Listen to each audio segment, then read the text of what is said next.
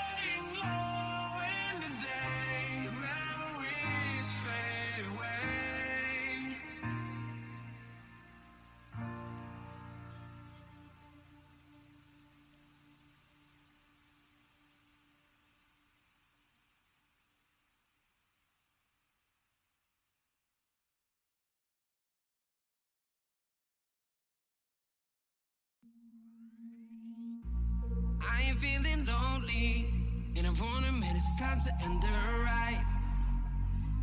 Fading it too slowly, with those gonna lift me up this time. You were the only one who got me tripping up inside.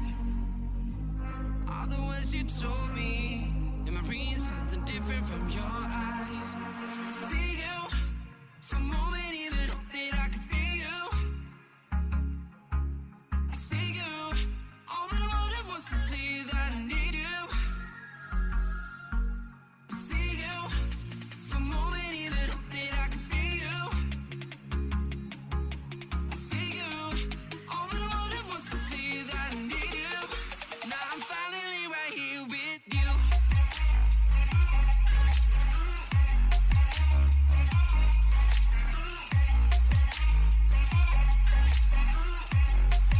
Now I'm finally right here with you.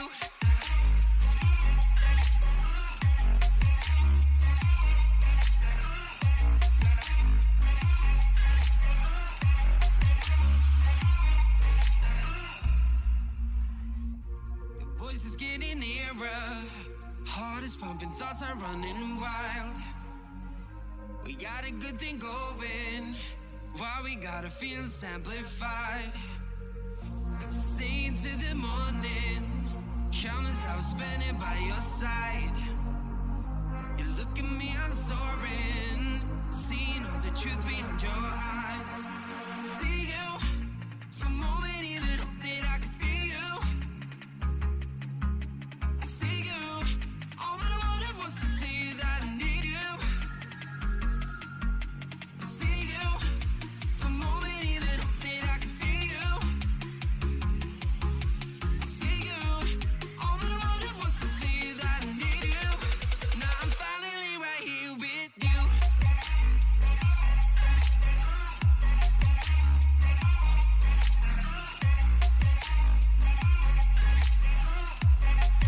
Now I'm finally right here with you.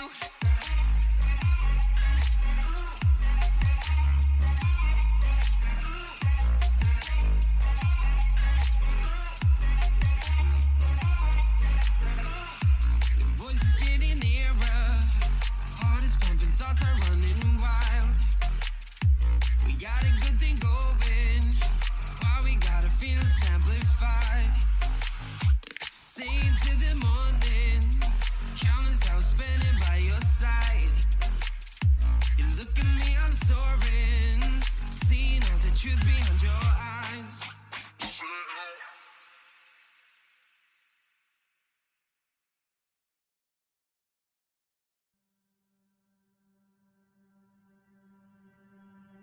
I just assumed I'd play the part of keeping you in the right direction. No matter how your confidence may fall, I'll be here as your foundation. And I say, hey, yo, just let it go. Your struggles won't remain. And I say, hey, yo, we're holding hope and wake up yesterday. So hold on to me.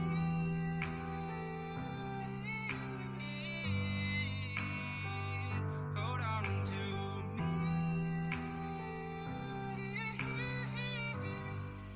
Hold on to me.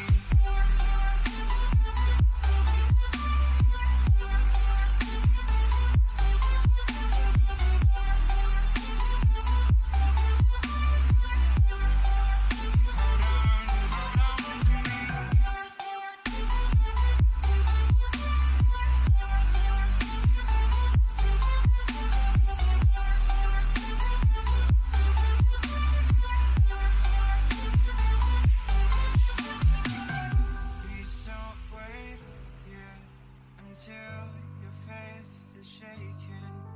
There's a whole lot of good on your mind and on my mind. And I know that right now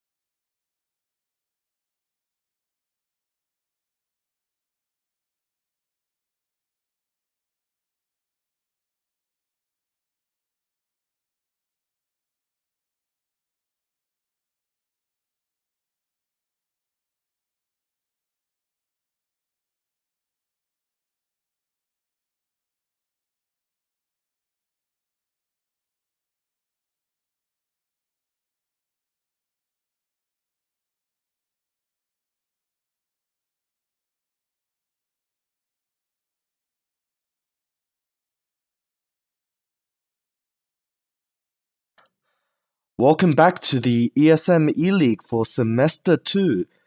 Today we have a Division 3 game between Team Darkflame and Monash Black Sheep. How's it feel to be back at uni, Jeffrey? Oh, it's my last semester, so I'm really excited. But hope everyone's having a good first 2 weeks. Hope everyone's not too busy. And yeah, let's enjoy some League of Legends. Yeah, definitely. So we're just in Champion Select right now, waiting for the game to begin. And once we're into Champion Select, we'll start from there. Yep.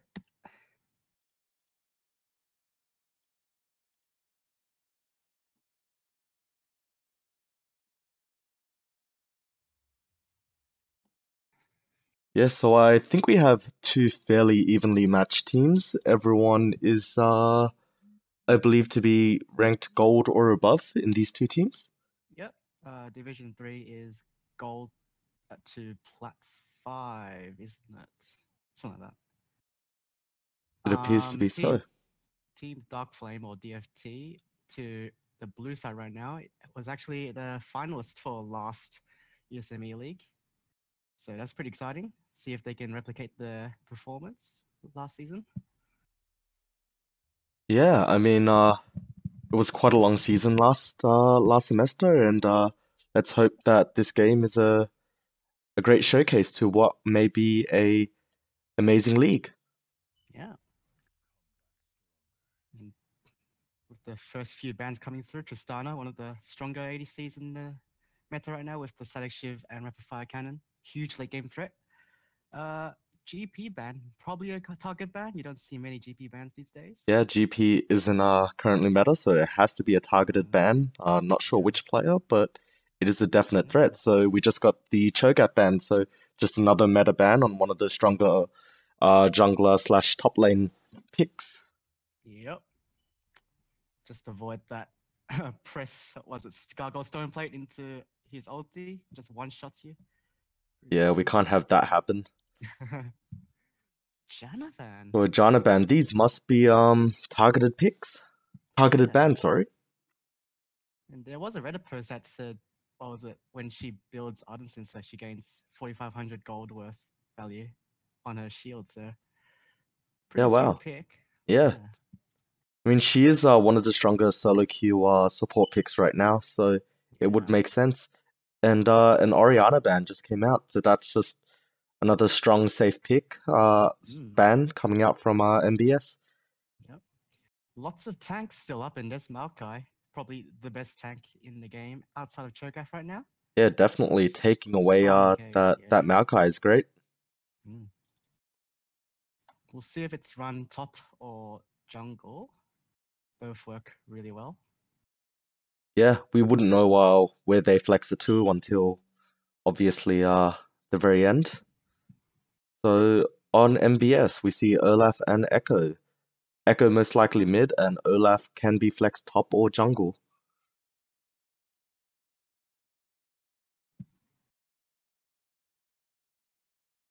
Yeah, you don't see a lot of Echoes these days, but good pushing power, good split push pressure if he gets that chance. Yeah, Echo is definitely a strong pick. Generally used as a counter pick against certain champions such as Syndra. So picking it blind may not always be the best thing, but if you're comfortable on it, then why not? Yeah, true. Yeah, so we just see Lee Sin and Ari picked from DFT. Seems to be a bit of a pick comp so far. Either Maokai can go in and then Ari follows up, vice versa. It's just lay down the damage. Yeah. Just interesting that both teams leaving their bot lane to last. So we'll see what the bans come up. Probably the support bans, but here we have Jin ban first, who is really strong with the Ghost Blade and Dusk Blade if he builds that, or the IE into Static Shiv. Yeah, and a Draven ban. Yeah. That's someone's a little scared of Draven. Yeah. No, you have to be. That League of Draven are a little crazy here. Don't want to get the game snowballing. Exactly. We'll see if Caitlyn gets banned since she is the most powerful pick in this meta. Yeah, so it's a Twitch ban instead. Yeah, so there's actually a number of strong picks from ADC, the ADC position right now. Some people are playing things like Cogmore and I think just Cogmore in my head right now, Yeah. but Protector Cogmore comp is back in, and yeah, Xayah as well. So Rakan is available. So from DFT, they should possibly look into taking away Rakan. Yeah, definitely. Yeah, so a couple strong picks that DFT could take now is possibly Kalista. Um, Kalista Thresh would be pretty strong here. Ooh, Ooh, wow. but it is Vayne. Remember, this is Division 3, so some people don't play Kalista there. Vayne Tarek, interesting lane. It is a very interesting lane. I'm not sure how well the synergy is there. Their team is a little bit everywhere. It's like going back to season 3 or 4. Yeah. Both teams very high damage comps actually. Yeah, wow, okay. That's Morgana. That Wow. must be a comfort pick. There's a lot of MR from this side of AP damage from the side of MBS. Yeah, and MBS, ooh, they do have two really strong engage, oh, actually three engage options with the Echo as well. Tarek is pretty good against that with his ulti, so we have to see how MBS plays against that.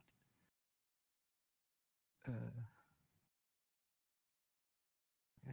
Yeah, we should be expecting a lot of skirmishes in this game.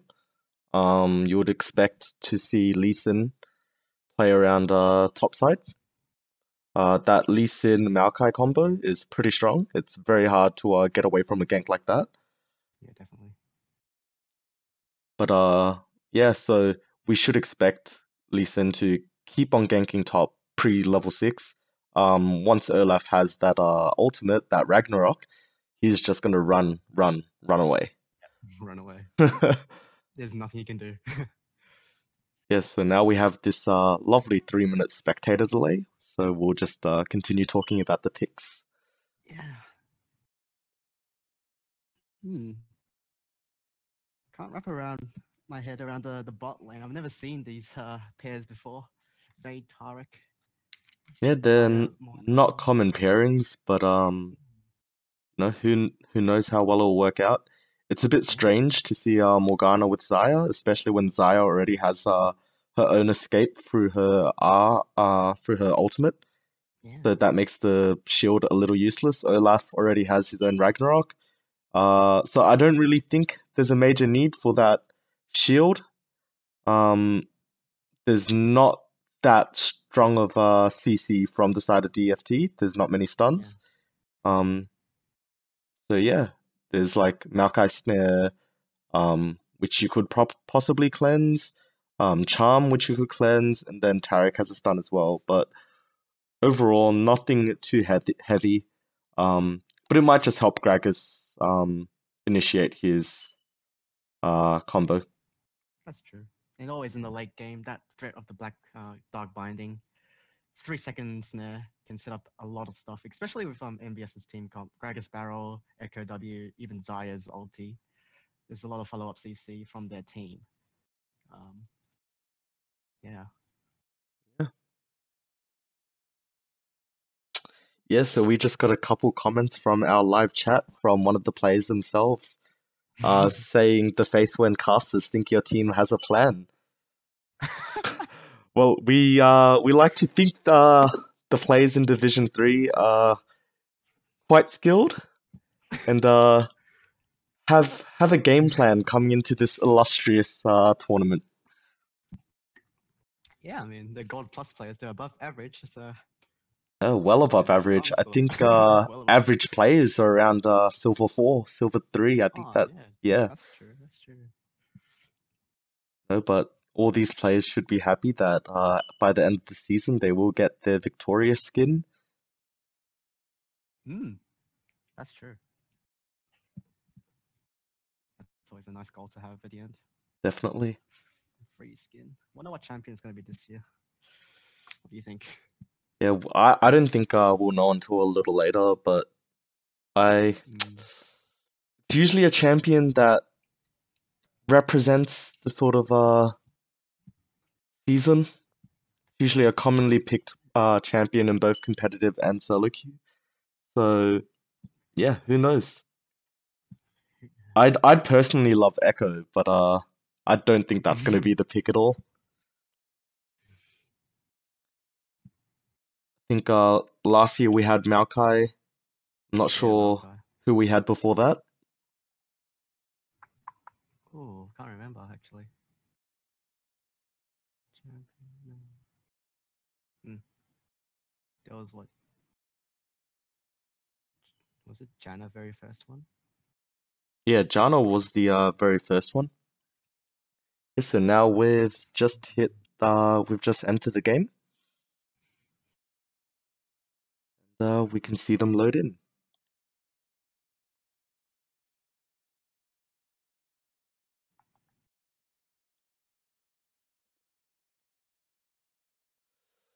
So we have a bunch of very different icons in our loading screen. You got some. We got 3 people, Mastery 7 on DFT with Ari, Vayne, and Lee Sin. Yep. So lots of practice on their champions. Oh, and there's a little mistake on the stream right now with the MBS having 1 to their win count. That is completely incorrect.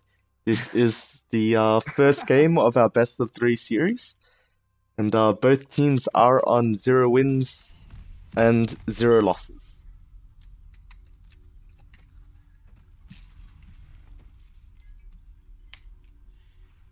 So we see everyone loading up with the standard picks. And we jump in and there's a pause. Beautiful. I guess we're used to that. There's a lot of pauses in the. Yep. Yeah. Australian internet, what can you say? Yeah. And we're back in. We're starting again. Great. Alright, so interesting in the bot lane. No Doran Shield in this game. Yeah, Even though that's both ADCs are pretty low range, pretty susceptible to trading. yeah. If one of these ADCs took Doran's shield instead of a blade, they would have been set with quite a strong advantage. So Yeah. something Especially that if you're playing simple can Vayne. yeah. No, Vayne generally has lower range than the rest of the ADCs, so taking that Doran's blade is a little greedy and just suboptimal. Mm. But we'll see. Yeah. I wonder what runes Echo took.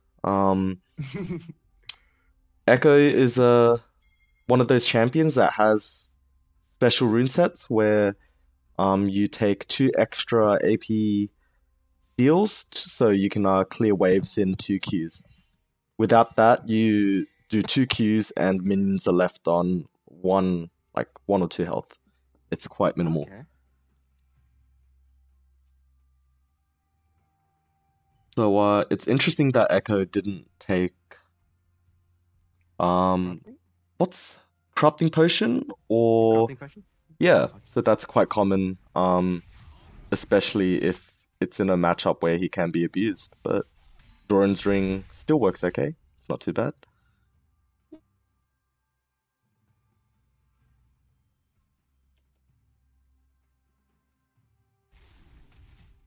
Oh, my client is really laggy.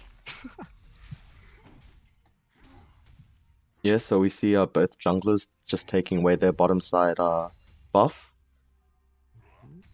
Quite interesting to see Lee Sin skip the Raptors, Yeah. taking a different path straight to our buffs. Perhaps he's looking for an early gank top lane. I was hoping to see maybe that the power leash from Yeah. the blue team, but it's not a very easy thing to do, especially when you have limited practice. Lots of trading in the top lane. Yeah, they're just fighting.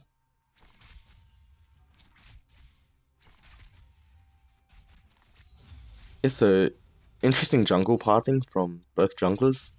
Lee Sin skipping Raptors, going straight to blue buff, Grump, and then top.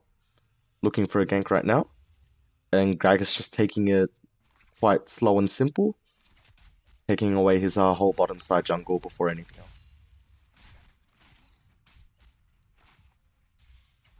In the bot lane, we can start to see a small lead.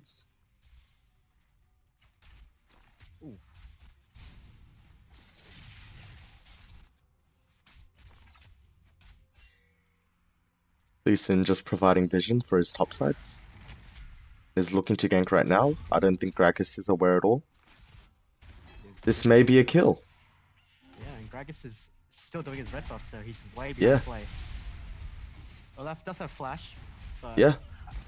Oh, gives a minion. He should be dead here. Yeah. Well played.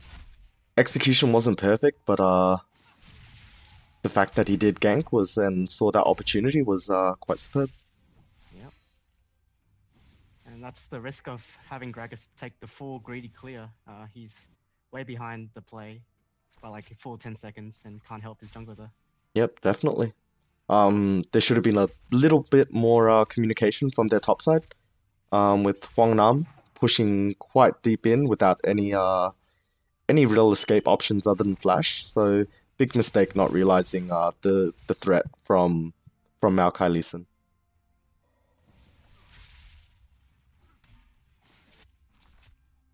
Maokai opting to keep his TP, so he could look for maybe a cheeky bot lane gank, but since it's Vayne and Taric, I'm not sure if that could work. But we'll see.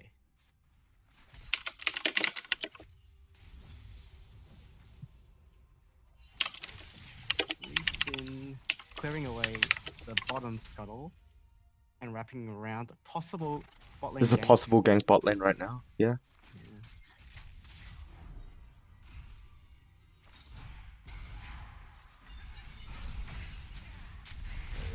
Yeah, so just burnt summoners, so that's not too bad. Lee Sin should come back down for another gank, knowing that Flash is down. Yep. I wasn't sure if the bot lane was too prepared for that. Vayne condemned and kind of helped them escape, so that was quite interesting.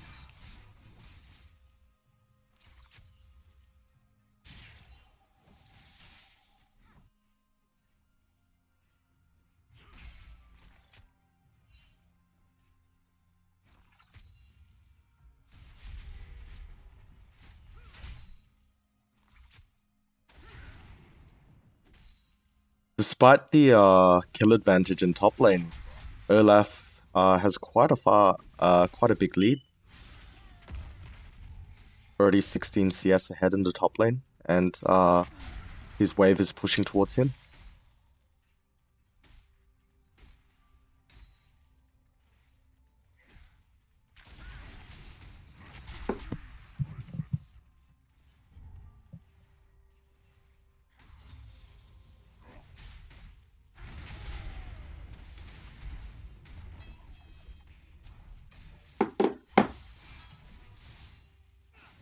Sorry about that, my computer crashed. That's very suboptimal. That's yeah, had computer problems lately, but yeah, you just Yeah, so we see Gragas ganking bot lane right now, and it amounts to nothing really.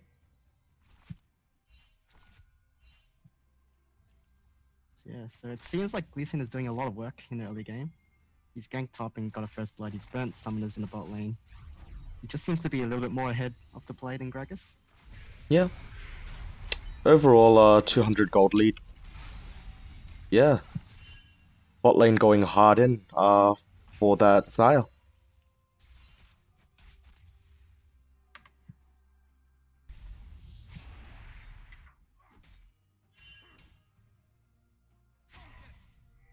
Yeah, Lee Sin ganking bot again. They're just focusing a lot of resources on bot lane.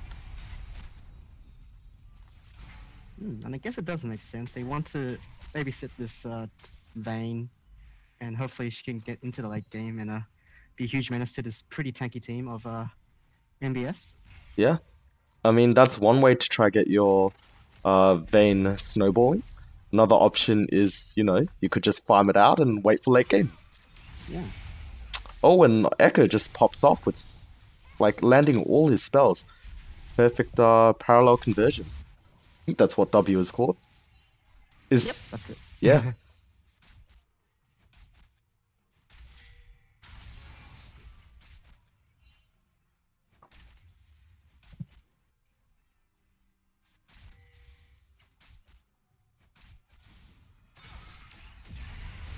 Yeah, Echo is just popping off.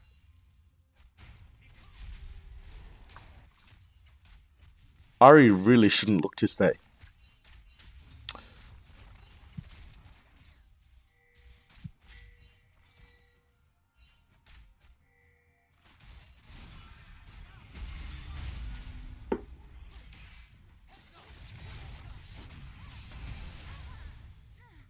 Yeah, good gank from Gragas. Lee Sin just being a little confused, sitting around that jungle.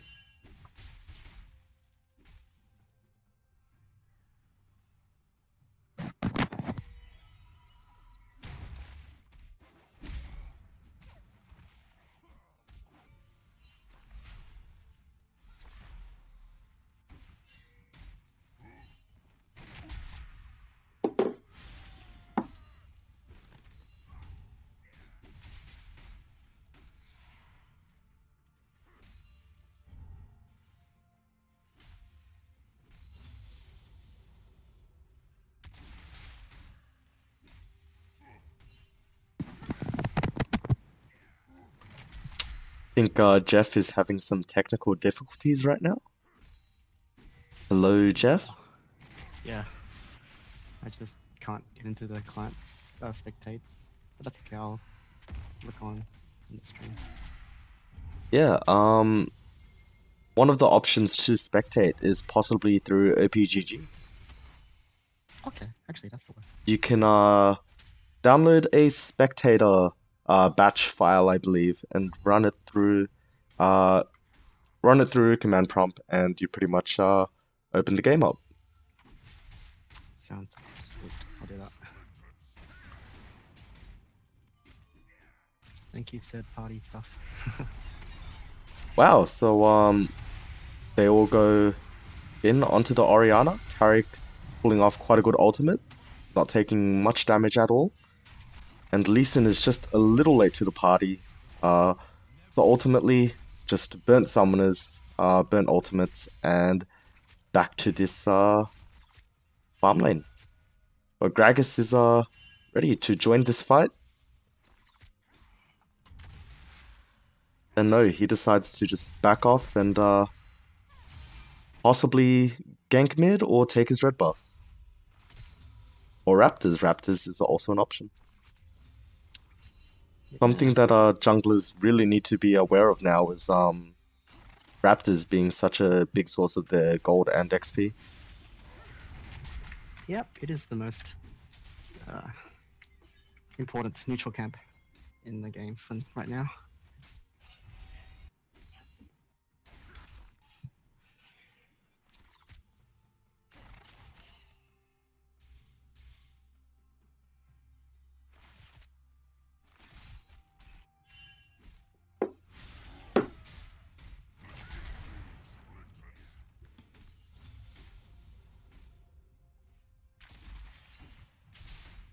What's the game time? Is it 11:40? The game time right now is 11:35. Okay, that could work. Hopefully this doesn't crash. Wow, and a really great snare from Morgana. Yeah, that's the combo that could make this lane interesting. Oh, whether never mind. But yeah, the Morgana binding into the snare from Zaya. Yeah, and if those feathers stack up, that can be quite painful. We see Gragas and Echo just chilling in mid lane. Lee Sin might possibly look for a 2v2. Both junglers are fairly even right now, both 1-0-0 with roughly the same CS. Yeah, that's quieted down this game. Not much happening. Lots of farming. Yeah, definitely. Actually, the bot lane hasn't even backed yet, so we'll see what the first buy.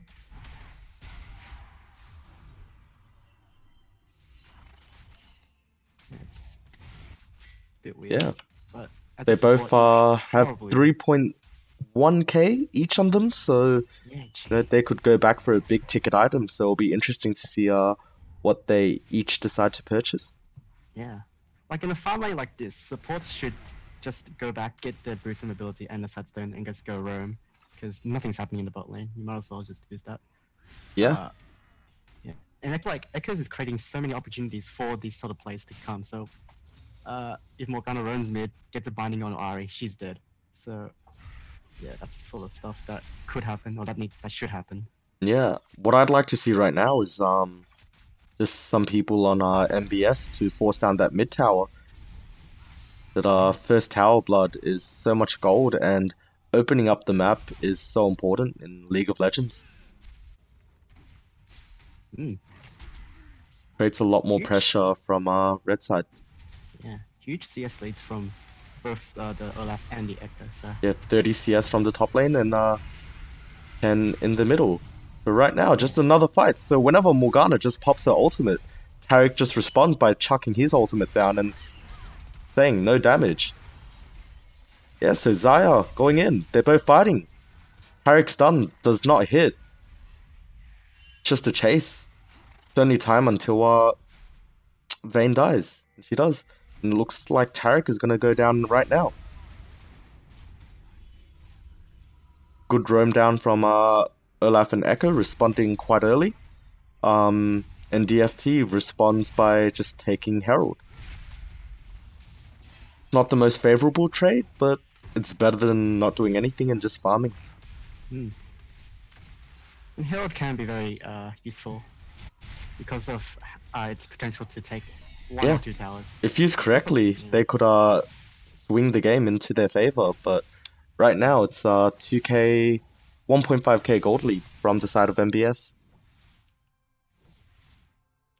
Yeah, so we see Xayah just come back with an Essence Reaver, boots, and a dagger. And on the side of DFT, Vayne gets a rapid fire cannon, daggers, and boots of speed. Interesting with the rapid fire cannon rush from Vayne. Yeah, maybe they're looking to just play the extended fights. I'm not sure if it's the most optimal choice for them, but you know, it is their option. They can decide what they want to pick. Just attack speed, attack speed, attack speed. Yeah, I mean, it's better than the ADCs you see in solo queue, sometimes going 6 Doran's Blades. That's, anything's better than that. The Rengar build.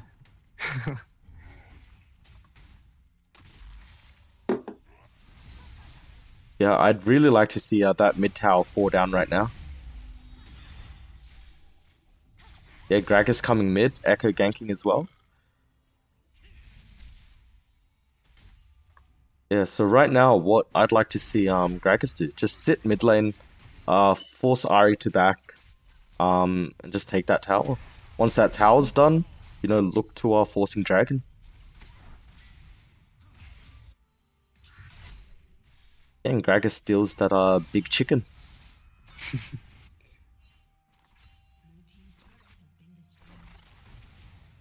Yeah, so that tower just went down. So now it's a 2.5k gold lead in favor of MBS. 30 CS ahead in mid lane, and the lead closing a little in top lane, just 20 right now. Yeah. And the potential for plays for MBS just keeps growing and growing. Yeah, so Maokai's TPing in right now, looking to join in the fight and catch off Echo. Yeah, Maokai targeted the wrong person. He should have went for Gragas, but fortunately for them, Ahri catches him with the charm and kills that Gragas. DFT continues to go in on Morgana. And then Vayne picks up that kill. That's a 2 for 0 so far for DFT. Yeah. Yeah, and That's possibly pretty a good. dragon as well, yeah. Considering they were losing in their part of the map so far. Yeah, Every little advantage they can take. yeah, but right now you see Olaf just pushing top, so there's another tower for them. MBS DFT opts to take another fight. Tariq pulls off a great ultimate, saving him. And then, yeah, Zaya responds with her feather pool, whatever that's called. We'll call it that. I don't even know the name. I don't know the name either. I just called it feather pool. Yeah, so I guess that's what we have to call it for the rest of the game. Yeah, so that was an interesting option. So just then, DFT opted to use their Herald there, and rather than take the tower and push for the second one, they continued to fight and just kept on pushing in that bot lane, looking for more picks. Yeah. Not too bad of a trade. Olaf continued to split top, and I think top is whittled down to around half HP.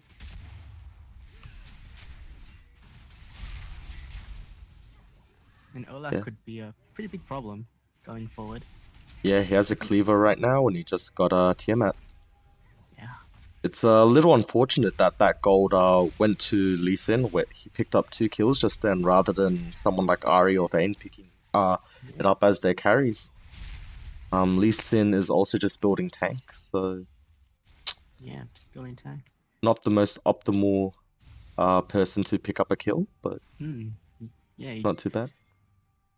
Like if you do get a kill on Lee Sin, you might as well go the Tiamat or the Black Cleaver, get some damage in there. Yeah. Force some more action around the map. Yeah, he's probably a little scared of jumping in and not being able to do much. Yeah. Morgana can just black shield whoever he kicks, and there's a wasted ultimate. You just look a little silly kicking someone doing nothing. Yeah, so we see Lee Sin gang top right now, misses his Q unless he's actually aiming for the minion. So now it's a 2v1, Olaf fighting both of them. And then on the bot side, there's a 4v2. 4v3 right now, Ari roams bot. And Tariq did a bit of a late ultimate. That's a 2-0 for the side of MBS. Ooh. And if we're looking at the overall map, it's a 2-for-1. Olaf did eventually go down, and both teams trade towers, top and bot tower.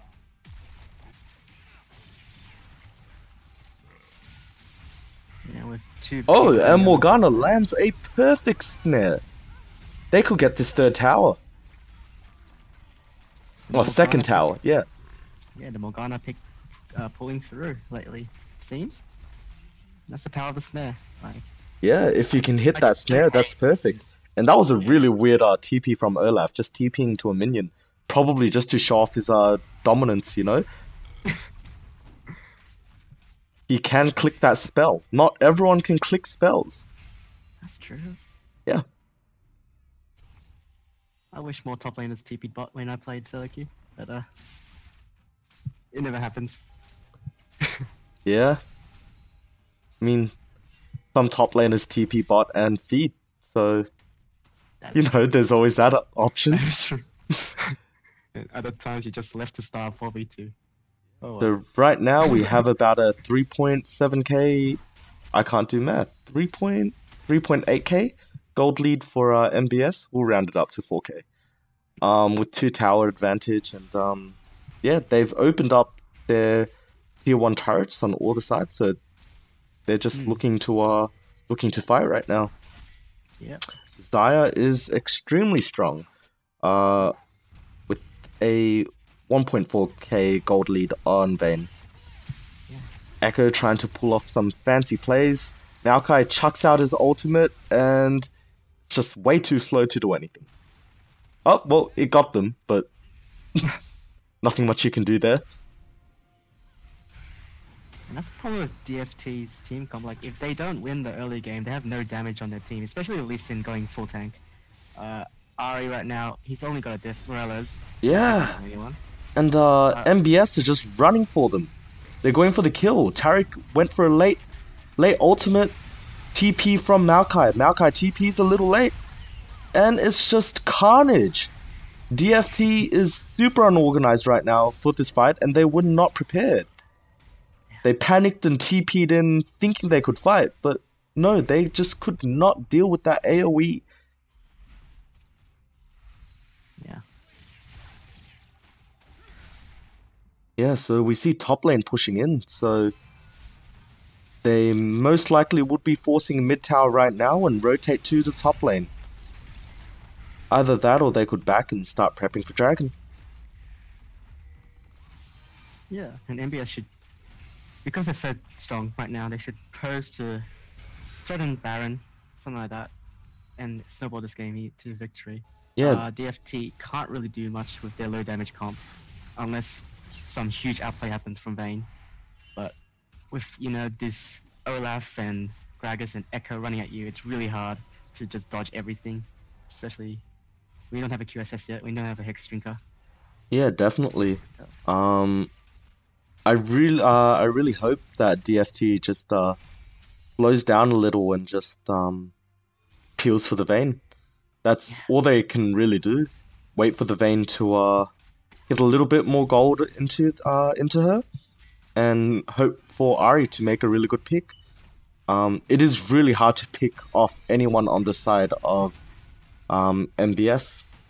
So right now we see DFT just doing a desperate Dragon. Olaf just goes in, just fighting, saying he's the man, he's the berserker, and you can't do anything. Echo distracts Ahri during that whole exchange. Overall, a 2 for 0 for the side of MBS again. Just looks like a bit of a dance party with Lee Sin just juggling around.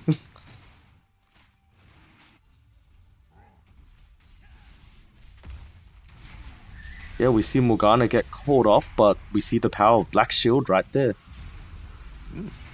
Yeah, and they did not know that Olaf was there, right behind them, ready to kill them all. Just seems like DFT is just really desperate to make something happen. Yeah, well... they're not prepared, you know, they're not preparing these plays. No, desperate plays for a desperate situation. Yeah. They're just running around like headless chickens, and there's only so much you can do with the team composition. They needed to get snowballing or just slow the game down, and that did not happen. They played a little too aggressive for what they could handle, and this is now the case. Vayne does a really excellent condemn, but they're still going face first for them. Tower's gone, and we're expecting the inhib to go down as well. And also in the build, Vayne is going Quicksilver Sash before he completes his first damage item, and I don't like that.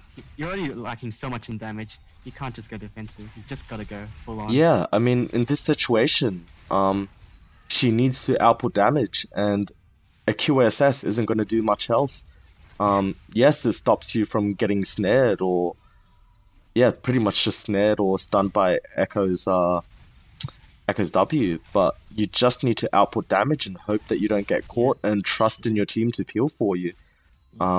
At this point, you're just shooting Nerf guns at them. Exactly. You're a Vayne, you should at least you know, trust in yourself to try and dodge those Dark Bindings, those Feather Storms. Yeah, but I mean, there is a lot going on, but yeah, it's definitely not optimal. Vayne does need to output damage as the team's sole carry right now.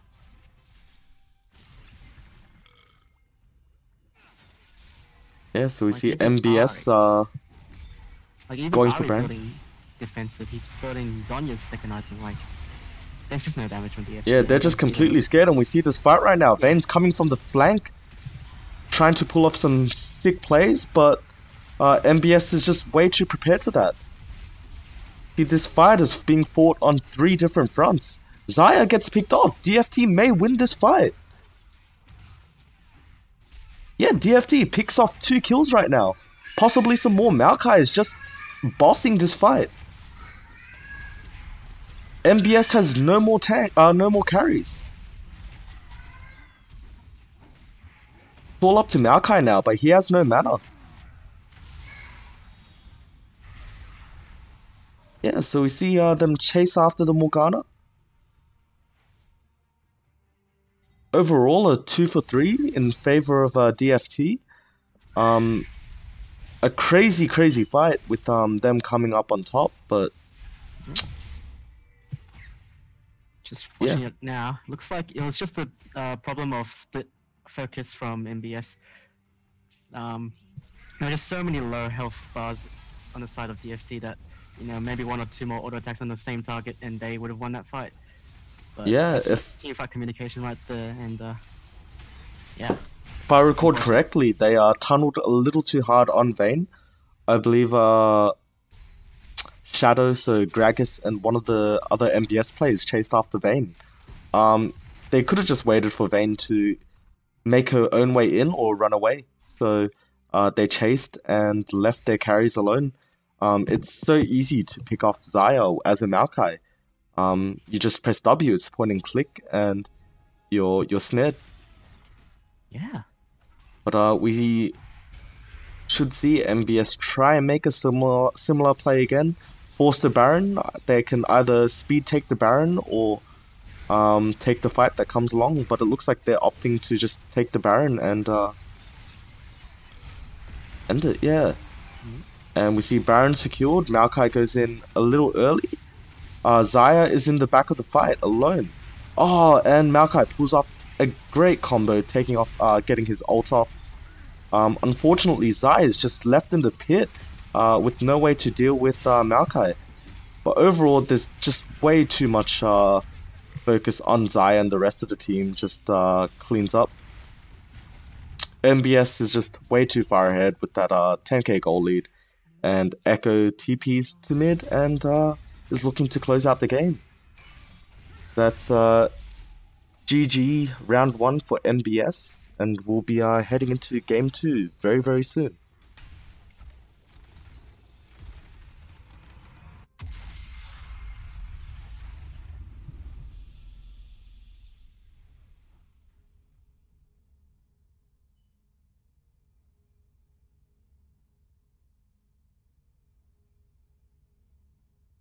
Yeah, so what did you think of that game?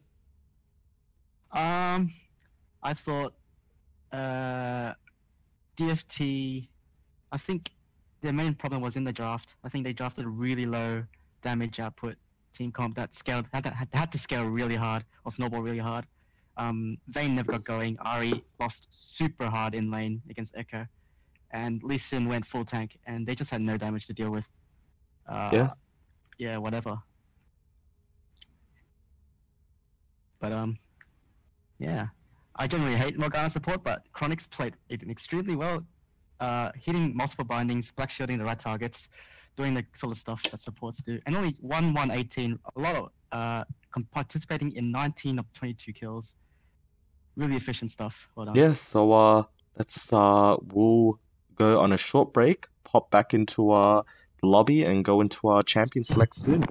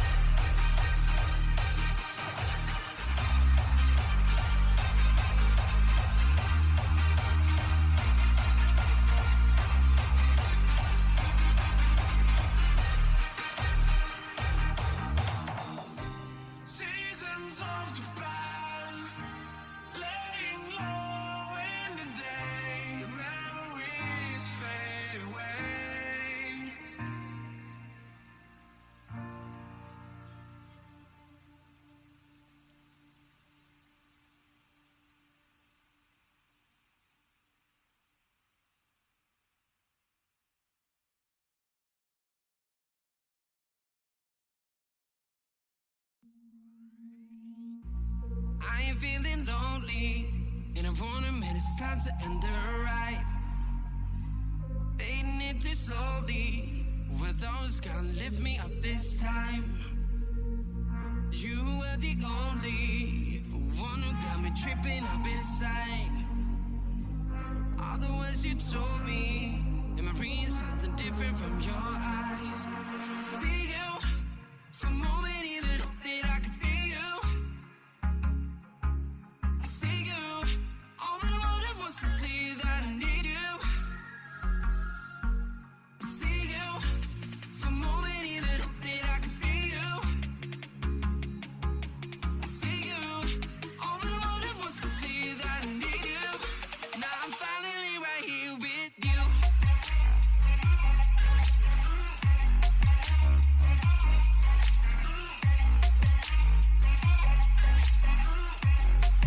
Now I'm finally right here with you.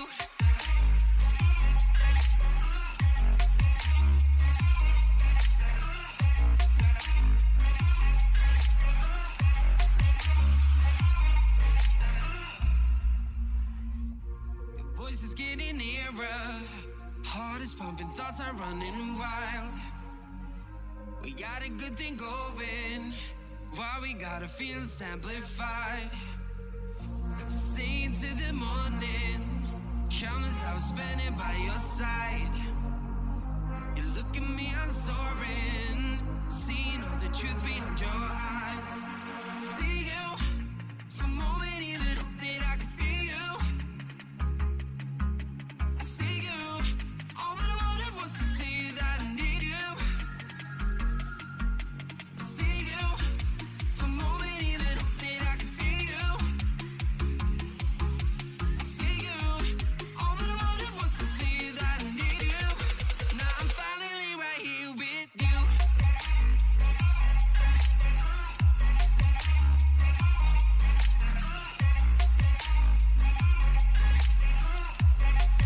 Now I'm finally right here with you.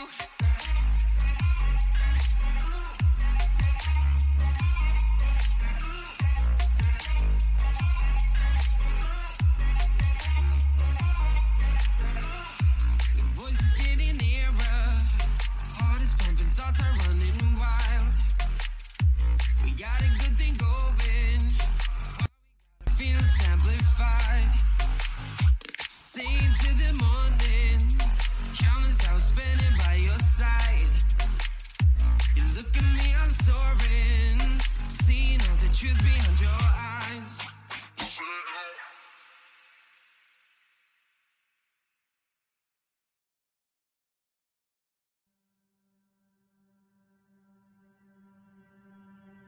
I just assumed I'd play the part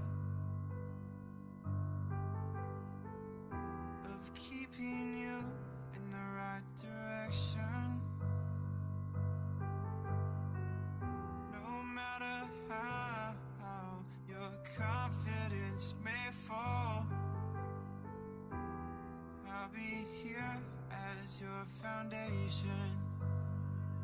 And I say, hey, yo, just let it go. Your struggles won't remain. And I say, hey, yo, we're holding hope and wake up yesterday. So hold on to me.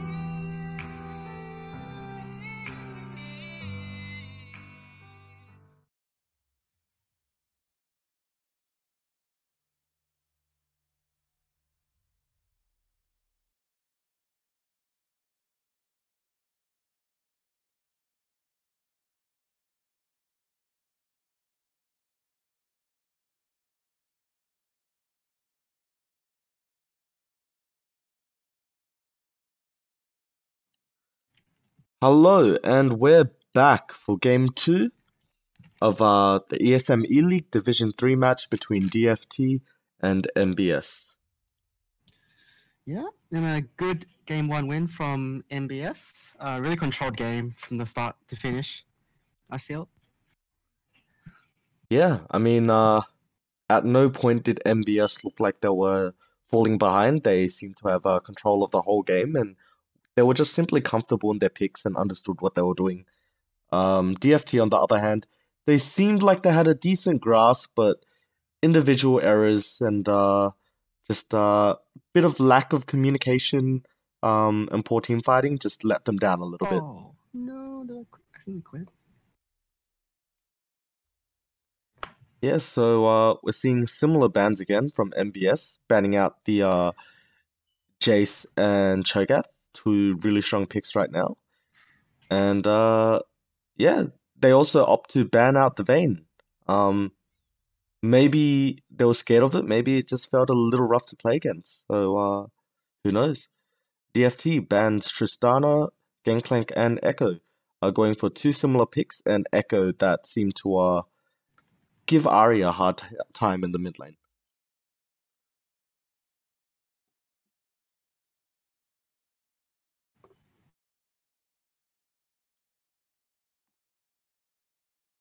Yeah, so we see MBS pick up the Olaf again.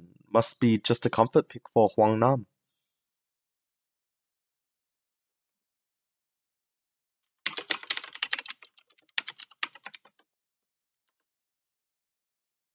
Vladimir pick for the mid lane. And Lucian.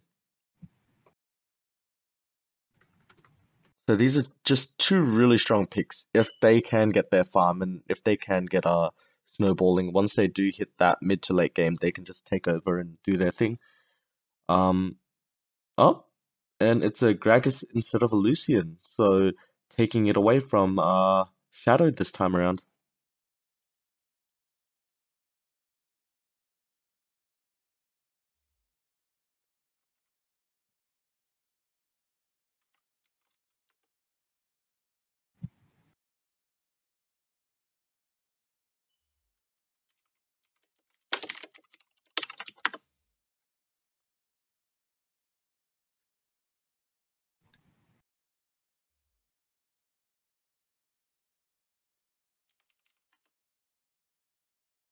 Yes, so we see Cassiopeia and Zac being picked for MBS. And yeah, they're just looking to pick strong tanky champions that can engage, and Cassiopeia can kite quite well. Yeah. Totally forgot about the Zac from last game. He didn't get banned as well in game 1. It's Yeah, a very powerful pick. Zac's just fallen a little bit behind in the champion picks nowadays. With Sejuani, Maokai, and Cho'Gath rising to prominence. I'm just surprised no one picked Maokai in this rotation. It's a strong pick, and they opt not to. So DFT banned Xayah, saying to Barbaric Rice that we respect you, we think you did really well on that champion, and we just don't want you to have it again. Fair enough. You probably don't have much practice against Xayah as well, so that could factor in. Yeah, definitely. Yeah, so after this champion select, we would need to back out. We have a couple technical difficulties with Jeffrey being logged out of the spectate client. So just need to hop out and remake this lobby.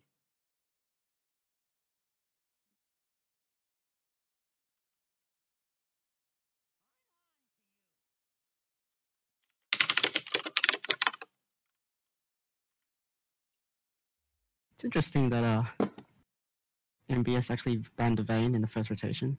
Yeah, definitely. Wasn't exactly sure it was a threat, but and they played well against the Vayne too, so I'm not sure, but we'll see. Yeah, I'm just wondering who DFT is going to pick for their ADC.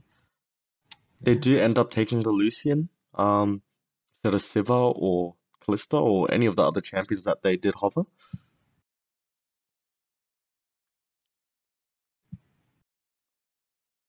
MBS now has to pick the next two picks. So if they pick Siva here, that would be quite strong. It's a run at them comp. Just press that R, Olaf, and Zillion as well. That Zillion lock-in is amazing. They're just gonna go zoom straight at them. The only thing that they're missing is a Hecarim instead of a Zac.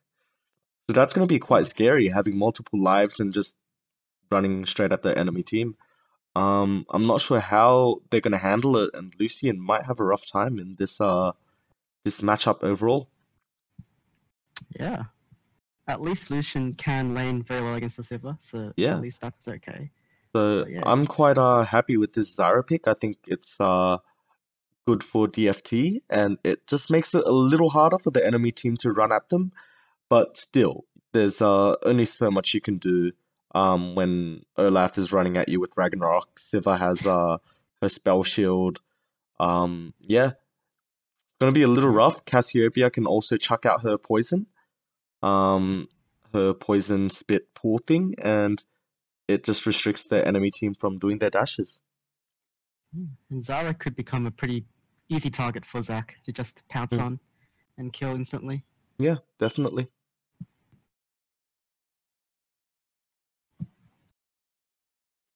Yeah. So this time DFT responding in this champion select with 4 huge damage carries. Yep. Including the support in Zara. And an MBS with a pretty similar comp. Scaling AP carry, a stable AD carry, 2 tanks in the top and jungle, and a mage support.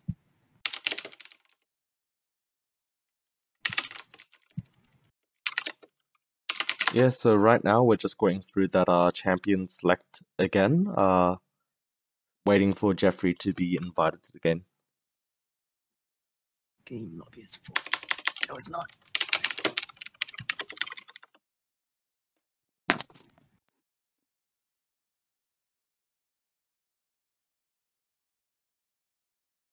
Game no longer exists. Oh, there we go.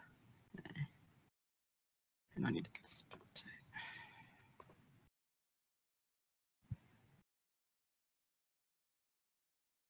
Yeah, so we'll be starting again with the same picks and bans. Nope.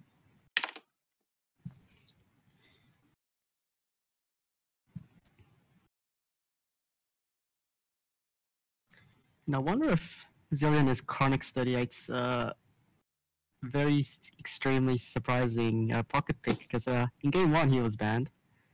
So in game 2 he was able to snatch it up. Yeah. Let's look at his OPGG to figure out how things are. So I've seen it, like looking through his match history. He's played some Zillion in Flex. Not to any major success. It just seems like a fun champ for him to play. But maybe there was some secret intel or scrims that were played, and they figured out that this was something super OP for them. Maybe.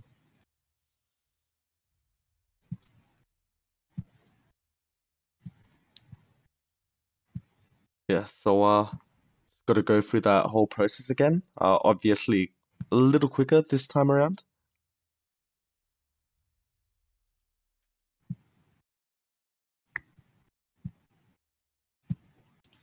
So yeah, DFT's game plan probably right now is to go with a 1-3-1, maybe.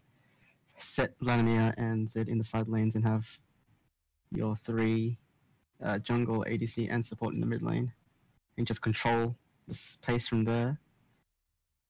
And then BS should just look to group as soon as laning phase ends. Yeah, we just got to see individual players on DFT try and pop off. I'm really interested to see Zed being picked in. Oh no, that's my mistake. Zed's being picked in the mid lane. That's a top lane Vladimir. Yeah. Against Olaf. Yeah, so that matchup isn't too bad actually.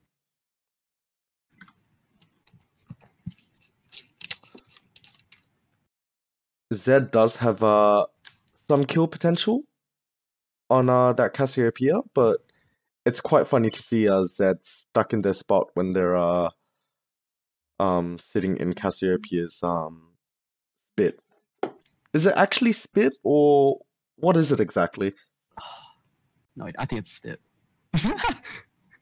No idea. What's the name of it again? I can never remember spell names. I just call it E or Yeah. W.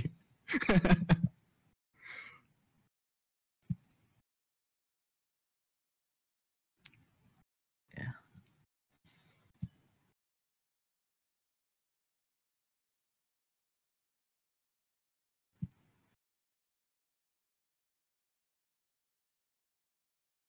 Yeah, last game, DFT's jungler, Jaeger, was able to impact the map a lot earlier than MBS's Shadow 171. So in this game, especially with Zed and Lucian who can snowball extremely hard, he should look to focus on getting those guys ahead and hopefully give them huge advantages that they couldn't get last game. Yeah. Because if their split push becomes really strong, MBS can't group as efficiently. Yeah, They're forced to and do 1v1s, and it's going to be tough for them. there's no one really on the side of MBS that would be able to deal with the split push that well. Zed can be, if Zed gets ahead, he can be a nightmare. And there's not much Olaf can do other than take that damage. And Cassiopeia might be able to stand up against that, but once Zed goes all in, you just gotta try and stun, snare, just chuck out whatever CC you can throw just to survive. And yeah, I mean, Siva could maybe deal with the Zed, but It's tough. Very it's tough and it's not optimal. MBS want to group up and run at them, and yeah, I hope to see that from them, and I hope to see DFT able to come back from this game and deal with that early game so they can go off and possibly split push. Mm-hmm.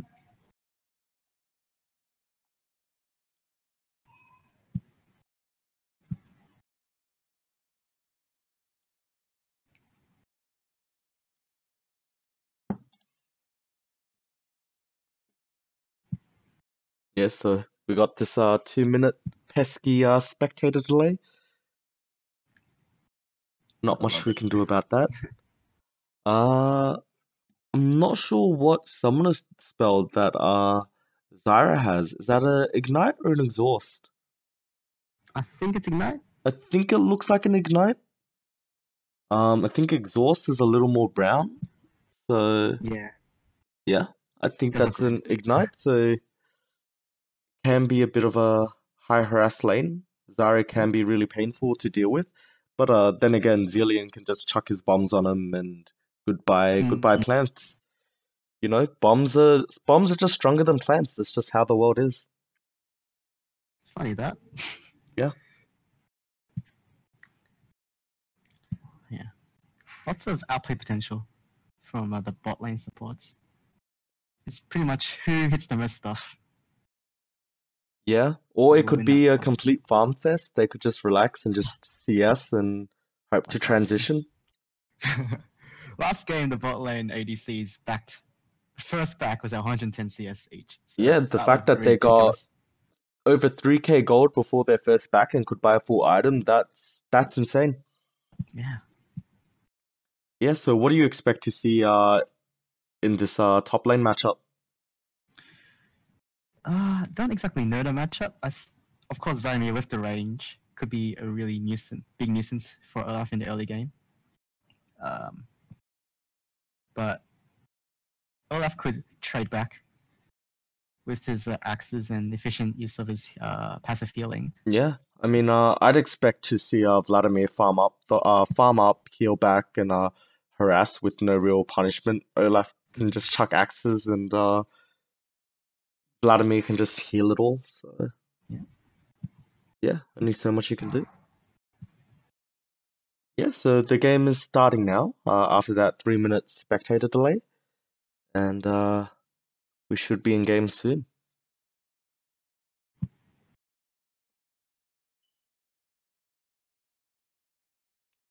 So, Jeff, are you playing E-League again this semester? Yeah, I'll be in DFT on Tuesday. That'll be nice. That'll be nice. So, you're on GME. Gimme. GME.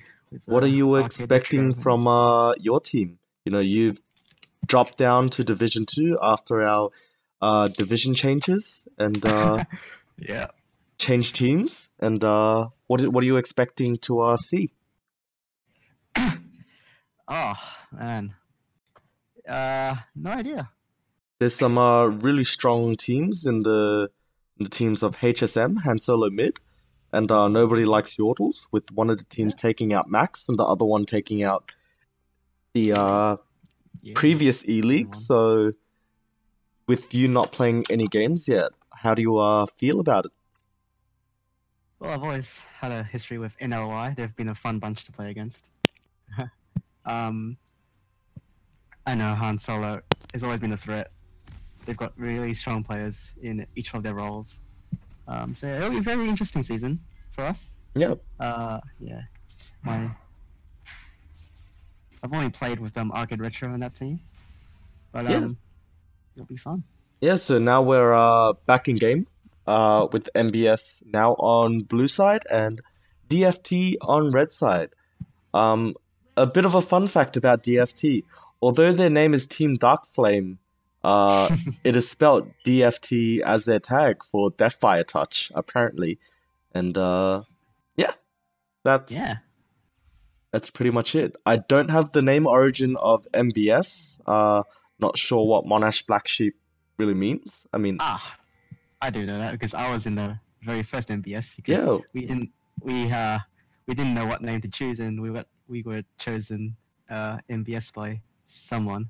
But we just offered that name and I was like, okay, we'll take it. Yeah. Actually thinking about it, maybe I chose that name because when allocating all the teams, I gave all the teams a bunch of random names such as Mikey Ticket Inspectors and just anything I could think about that's slightly related to Monash. I picked. So yeah. That could be why. Yeah. It's good to see the name going strong. Yeah. I've always wanted to create a team called John Monash something. I'm not sure what. John Monash. Yeah. John Monash is quite a guy. Quite a guy. He's our guy. He's our number one man. So I wonder what this pause reason is. I don't know, man. It must be can't be because of our excellent internet in Australia. Can't. Yeah, our internet's way too good to have any connection issues at all. Oh yeah. But yeah. And we're back. So we're back into the game. Lovely. We see both junglers start on their bottom side jungle again, opting for that stronger leash. And again, even with the heavy perk supports, you don't see Doran Shield on the ADC, so they just love damage. Yeah, I mean, it's most likely that neither of the ADCs or teams listen to our cast and listen to that, another pause coming out. It must be because of lag. Must be. Yep, and we see Lost Hollow DC. Yeah, unfortunate. Yeah. Hopefully it's a small issue and he's not actually running to his local Nat Cafe. Yeah, speaking I know I had to pause the game because I ran out of Net Cafe money. That was awkward. Yeah. I mean, right now would be a perfect opportunity to give a shout out to all our different Net Cafe sponsors. 3 of them right now. Yeah, so we have the amazing Zen Gaming at Southbank, who help us out with a lot of our events. We have OP Gaming that we've been sponsored with for a while. Generally a more Chinese-focused Nat Cafe in Burke Street, and we have the new Pass Internet Cafe that's located in Monash Clayton near the train station. So shout out to all those sponsors supporting us with our cause. Yep, and I expect some Eric's a shill coming out in the YouTube chat, not Twitch chat, but yeah. So right now we see Vladimir just winning his trade against Olaf. It's so difficult for him to farm right now. Every time he wants to CS, his options are really to chuck an axe in CS. Otherwise, he gets punished. And a similar situation in mid lane with Cassiopeia against Zed. It's just kind of the life of a melee versus a ranged champion. Pretty much. It's very frustrating as a melee champion. Yeah. Oh, you're kidding me. Oh, God.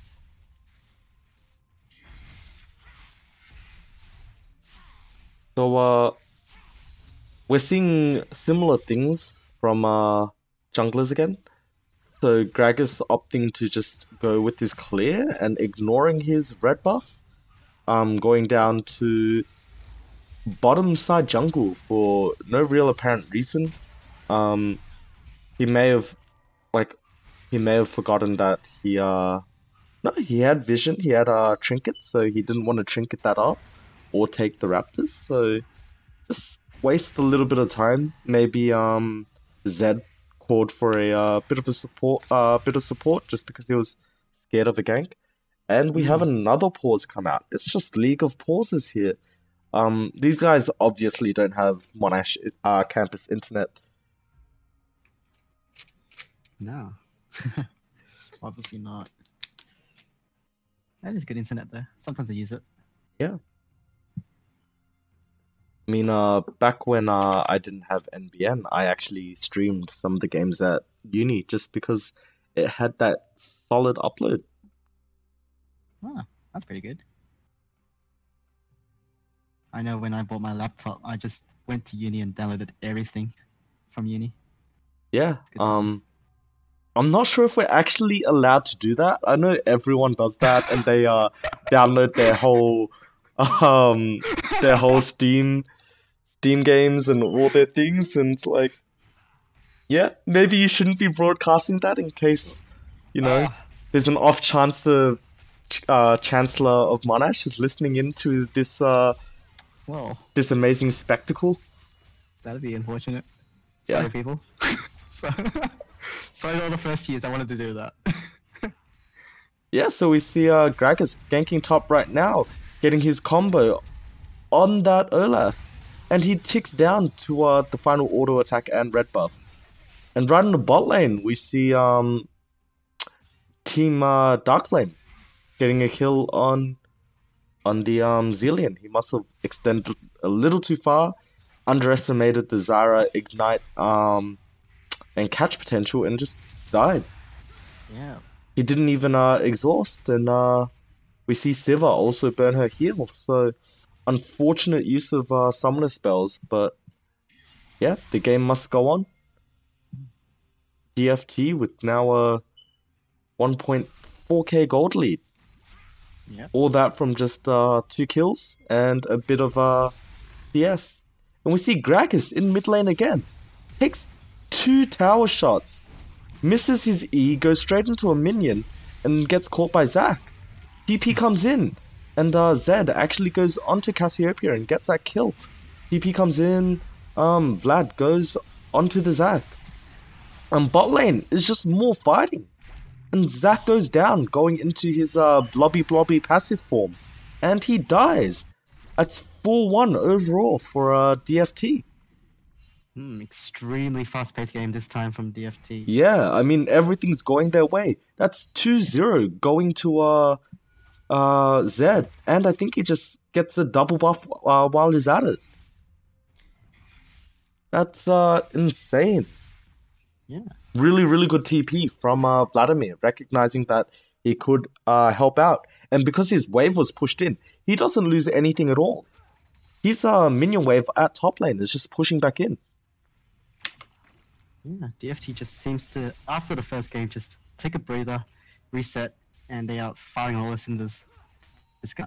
Yeah, Super Lucian aggressive. is 500 gold ahead.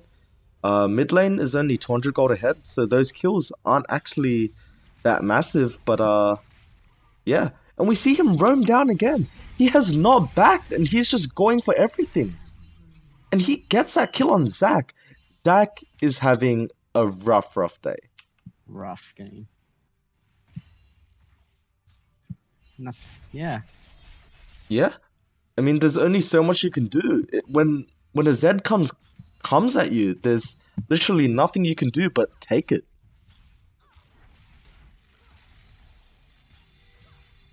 Yeah, so he goes back and he buys a wide range of items. So gets his Dirk, serrated Dirk, null magic mantle, and another longsword. Or I think has boots. Sorry. So yeah, he's quite far ahead now, and he just has that little bit of MR to just make him a little safe against Cassiopeia. Because even if you're that far ahead, Cassiopeia can still hurt like a truck. Yep. Cassiopeia always really strong in that 1v1 situation. Yeah. But we see that combo coming out of Zed. That's so devastating. With that Thunderlord's proc taking about 1/3 of the health just with his standard combo.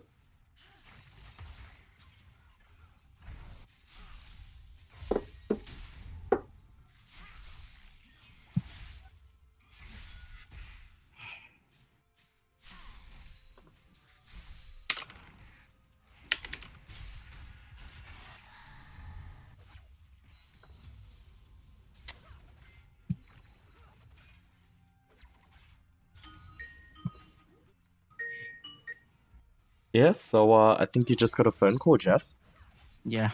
Yeah. Sorry about that. Just you're a little popular. Oh, and we see Lucian just go in. Gragas ganks mid lane again. That's a perfect combo from Gragas. And that's a dead snake. It's a very dead snake. And bot lane is just far ahead. They have a level advantage, a kill advantage, and they're just going for whatever. We see Zillion use his passive just to get Civ at that level 6.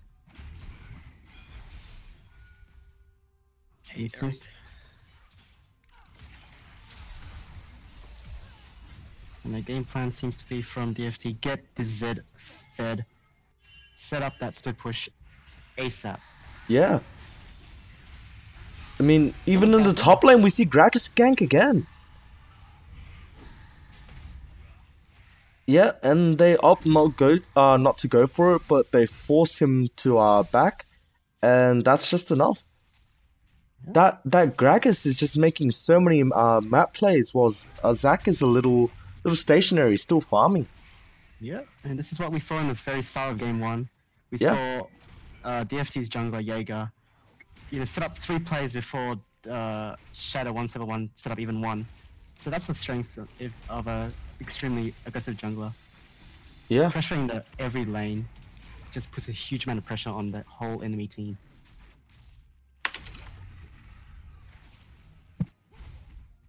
We see Gragas moving with that Z, moving around the map, just making sure they use the buddy system and they're both safe.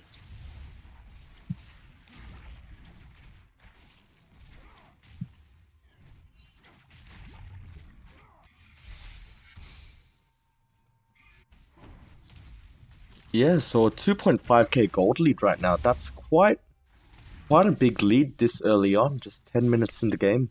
And I'd say most of it, I think it would be fair to say, a lot of it is in the mid lane. So 1k, about 800 gold in mid lane, 600 in the bot lane with the 20 CS gold lead as well. So yeah. It's always nice to have a vet Z. Presses R. Someone dies. Makes the game a lot easier. Yeah. A lot easier. He just has lane priority right now. He just pushes up mid lane and harasses a little bit. And if he really wants to, he can roam. If he does go through the bot side jungle, there is no vision from the side of MBS. So he could go through that jungle and dive with Gragas. Gragas is looking for mid lane right now, and that's just another gank. Yeah, that's just another well-played gank, well-executed, and a dead snake yet again. Yeah, and we see DFT trying to dive onto the bot lane. That's a 2v3 bot lane, but Vladimir is popping off, and there's only so much that our Olaf can do. Right now, that's 3 for 1 for DFT. Gragas misses pretty much everything, and we may see bot lane left alone. So no tower, they will just go back home and buy some things. See Gragas dance on his way back with his beautiful Oktoberfest skin, showing off what it means to be a true German brute. German, yeah. Yeah.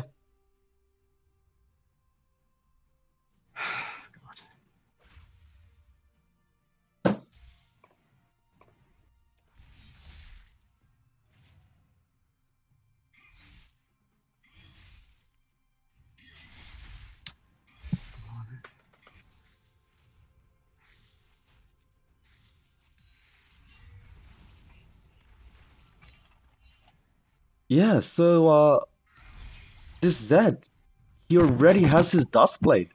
It's a 12-minute Duskblade, and as we know, Duskblade has been changed recently.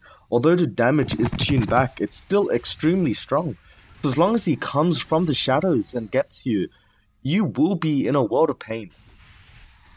Yeah, that initial first attack, granting what, like extra, I don't know, 200 damage or something? It's ridiculous. It's it's a fair amount.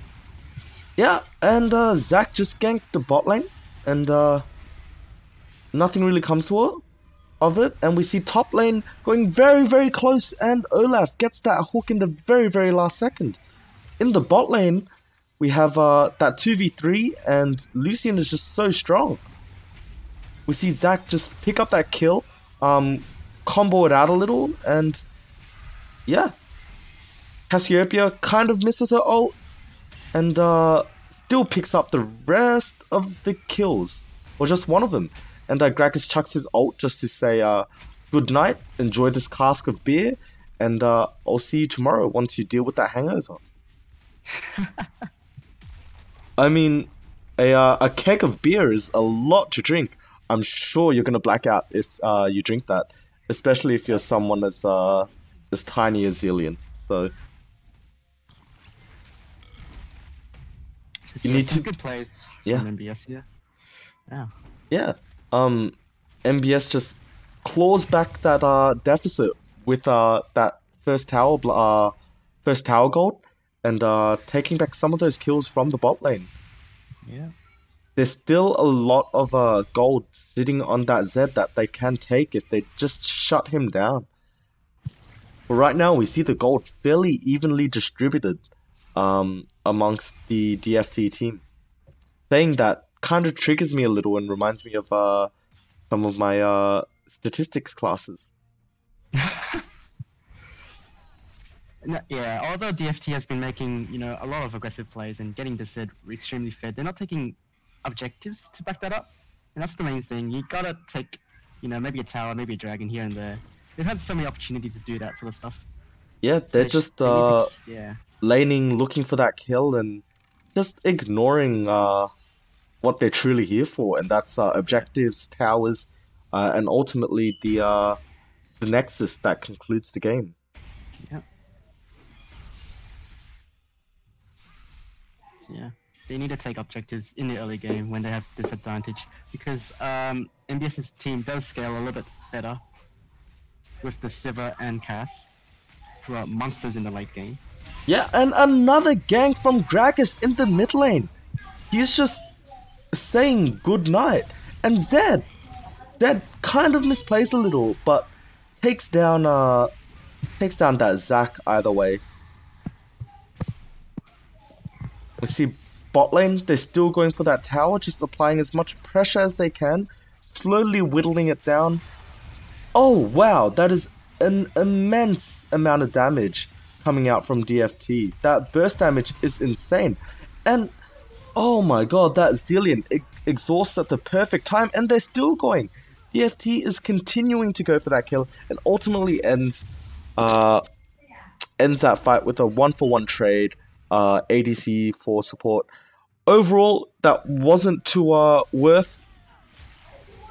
As we see Olaf roam down and kill that Zyra. So 2 for 1 overall for the side of MBS. A little too greedy from DFT, thinking that they can just bulldoze in, but they need to remember that summoner spells, especially exhaust, can reduce your damage by an immense amount.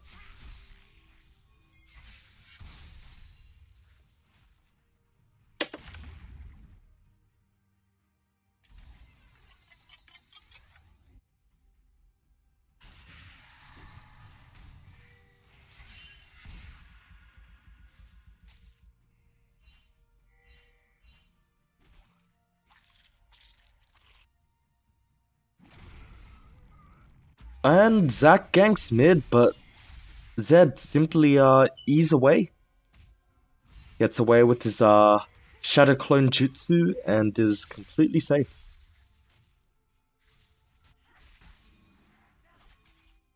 So we're now seeing the bot lane is just 1v1 doing their thing, and everyone else kind of just setting that mid target as their objective. It looks like the blue team does know what's up and is saying, you know what, just chill around here, make sure I'm safe, and I'm not going to get dove on. Gragas has punished me way too much, and it's time to just put a bit of a wall.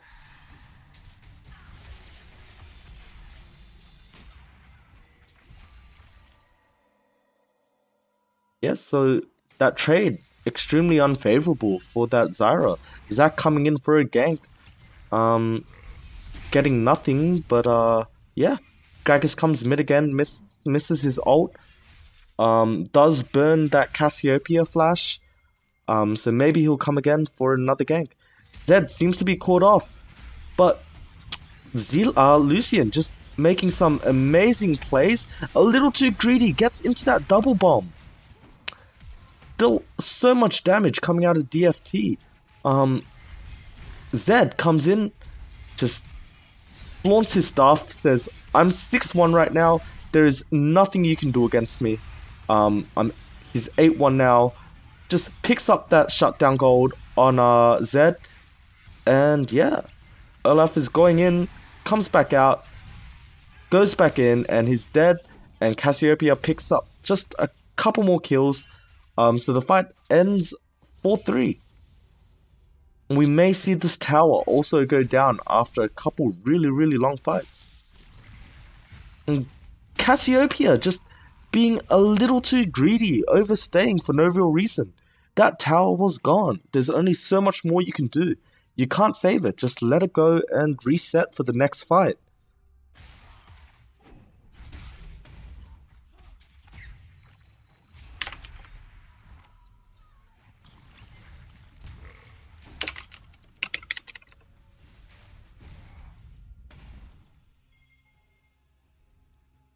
So Gragas is going to give away his blue buff back to his Zed, who's obviously the carry, 8-2-2 right now. He's insanely strong, so he's going to go down to bot lane most likely. No, back to mid.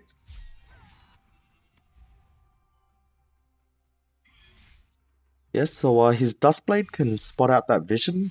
He loses his passive, regardless of spotting a standard green or red ward. I think they're called sight and vision wards. I'm not sure if they changed names again.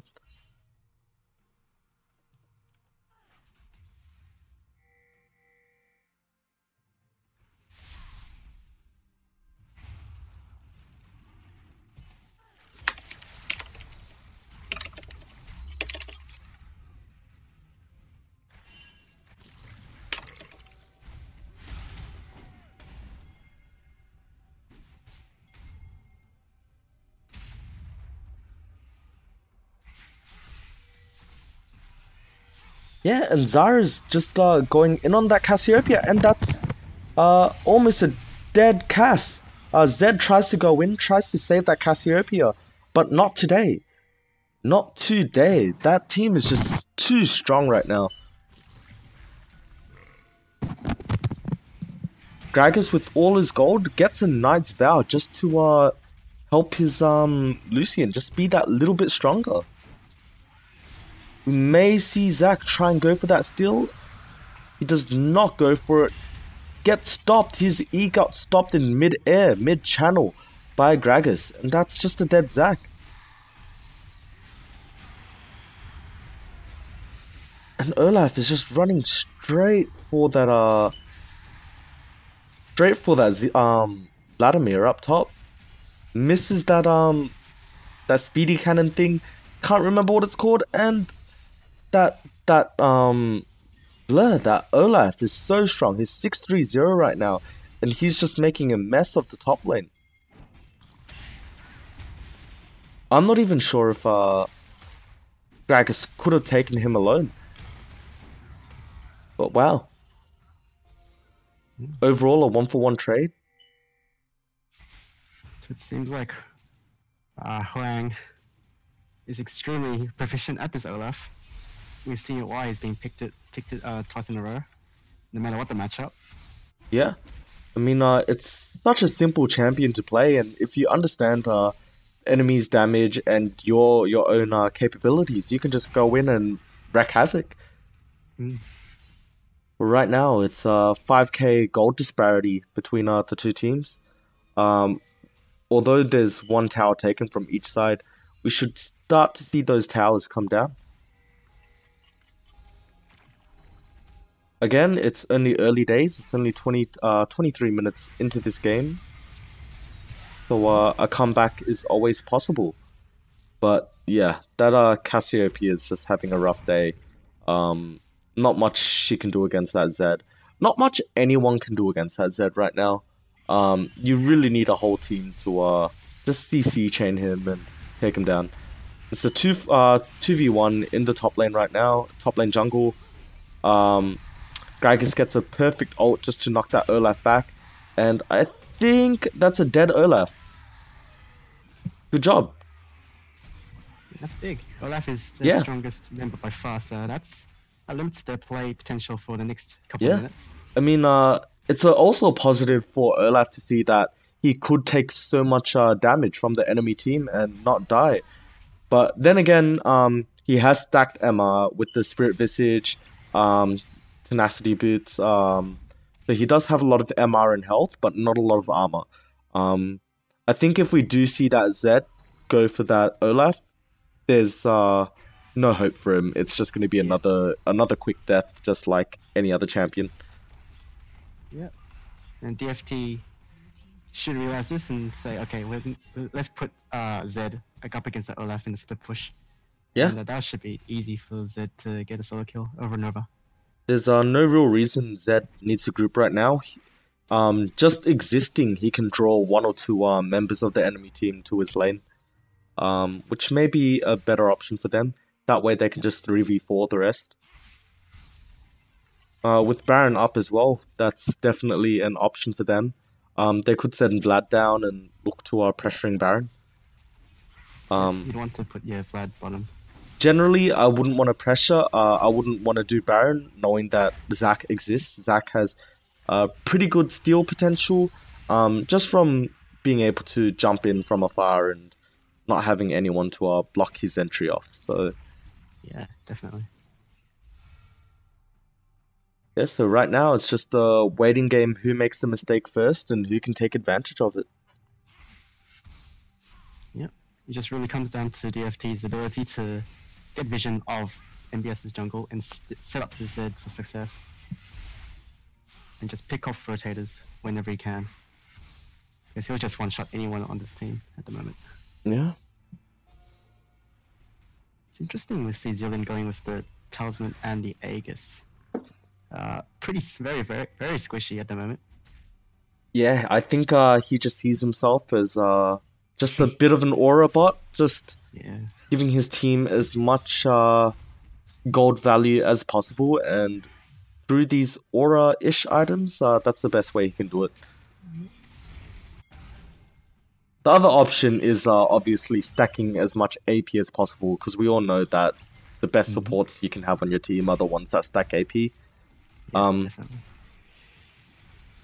You have to remember the new Aegis of Legion benefits more so for tanks because of the increased shield due to the more health you get.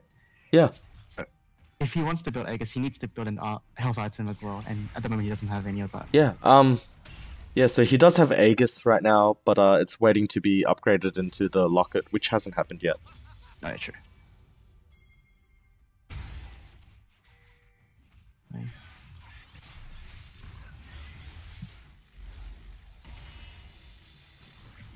I think although DFT does have this massive gold advantage, they're struggling a little to take towers. There's still a number of threats that they need to worry about before they just go straight in.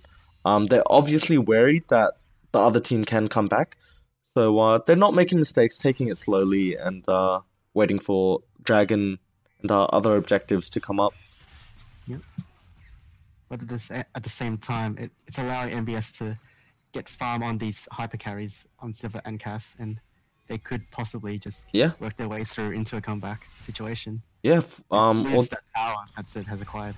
Right now, DFT just recognizes that they can fight. The enemy team has extended, and they just pick off Siva. Siva was made just into a shish kebab. Zed just got his knives out, cut her up, and said, "I'm eating you for dinner." And yeah, he's full, but you know, you can always be fed more. I know I can eat a bunch of kebabs and HSPs, so I'm sure Zed's thinking the same thing. Yeah, there's never not enough food. Yeah.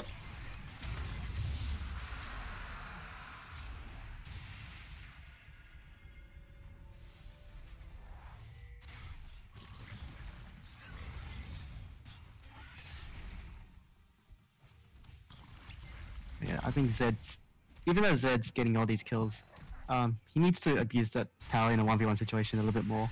He's ignoring that bot lane, and he could be putting so much more pressure if he just goes bot lane and draws 1 or 2 people to that side.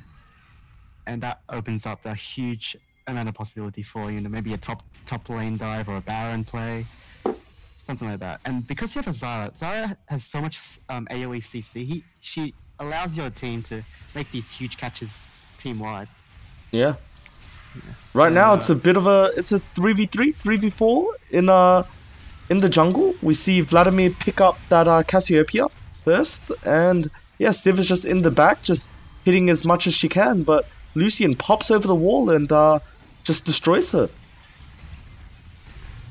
And that's the rest of the team just going down, with Olaf just splitting in the bot lane, saying, "You know what, guys? You guys can all die. I'm just going to take this tower for myself."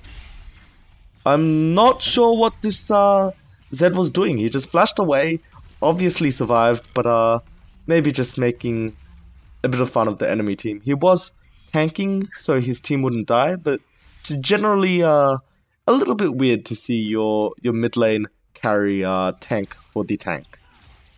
A little bit too confident in his own ability. Yeah. And this is just an extremely quick Baron take right now. After this Baron, we should see a 12k gold lead. It's pretty much lights out for MBS right now. But yeah, it's going to take a massive mistake from DFT to lose this game. Yep, definitely. Either their only weakness in their team comp has been wave clear. Yeah. With Baron buff, that's gone. You can dive towers so much easier with the Baron buff.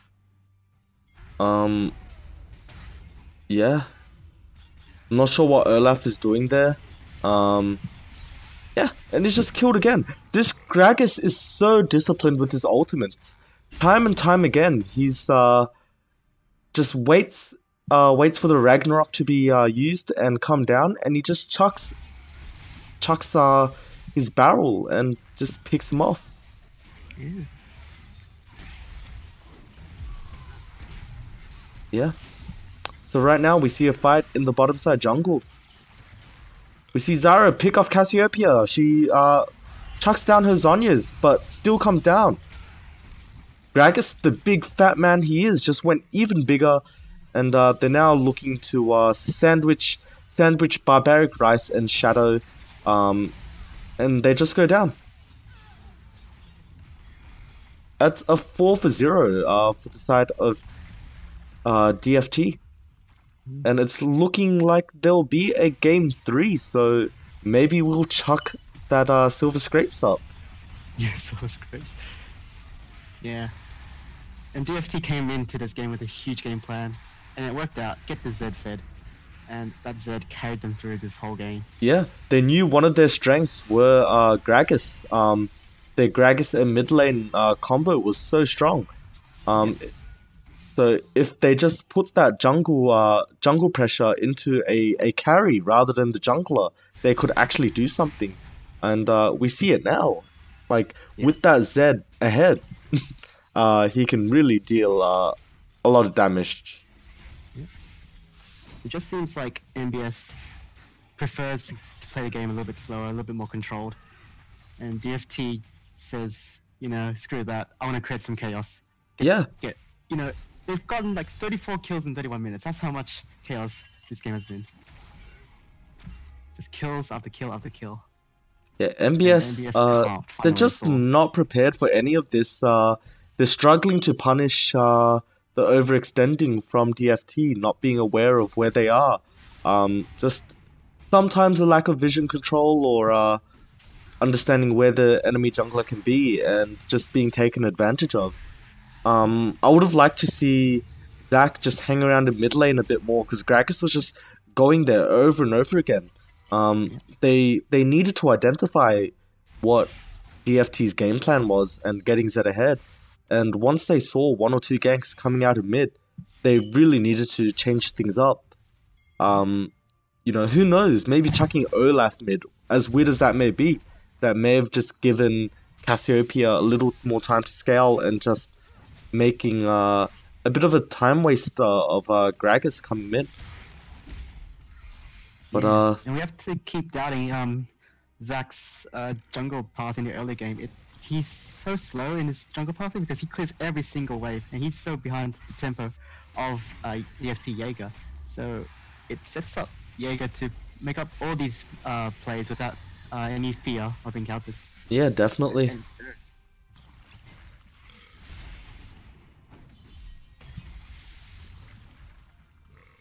Yeah, so DFT right now, they're just waiting for the waves to push in. Although they ping out Dragon, they see that, oh no, Vladimir's been caught. That's a 4v1. That's a dead Vladimir. And he Zhonya's, gets that heal back, and it's a whole team fight. It's absolute chaos and carnage. Who knows what's happening right now? There's so much to see. Olaf just gets picked off. He's running away. He's running. And he gets that Zillion ult. Meanwhile, the mid tower is being pushed in by minions, and they take another inhib. Overall, that massive fight ends up in a 1-for-1, and Zed goes back in. He's just saying, whatever guys, I'm gonna be the man that I am, and I'm just gonna go into your face and run back out. And the fight continues. Olaf is just running in with no ultimate. So, there's one Nexus turret left. Dragon is about to go down. It's inevitable for the game to end in DFT's favor. It's not, there's not much MBS can really do here. It's a 15, 16, 17k gold lead. Yeah, bit ridiculous. Zed has a 4k ahead of Cassiopeia, and he's just so strong.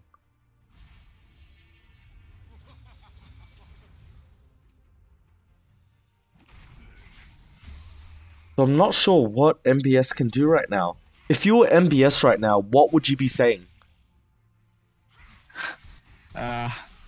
Honestly, I'd say, okay, let's just identify what went wrong.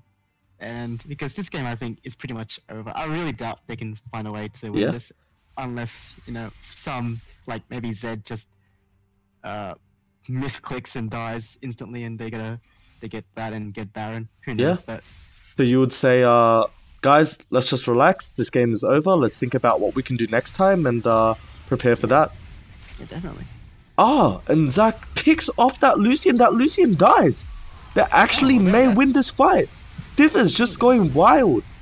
Zed's not dead. They continue this fight. Cassiopeia is popping off. Their carries are doing work. Vladimir is just a little too late to the party, but now he's actually in the party, and he's saying, guys, I am the attraction of the day. Look at me, I can clean this all up. I'm gonna make all your problems go away. Let's end this. Yep. That's the beauty of having a 18k gold lead. Yeah.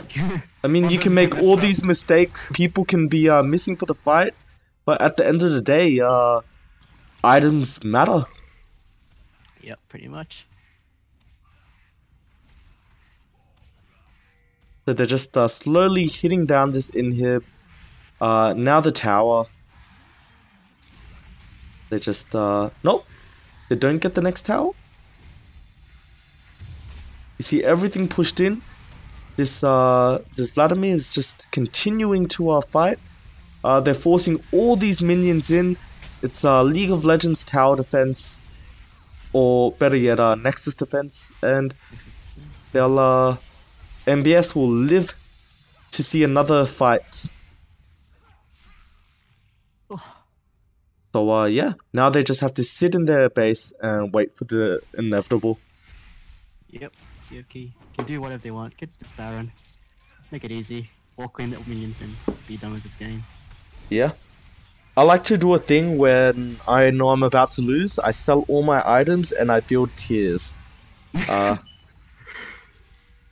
Great fun. If I'm Cass, I'd be building tier right now because that was a real 11 deaths. Just ouch. Lots of attention from the Gragas and just making his life super miserable.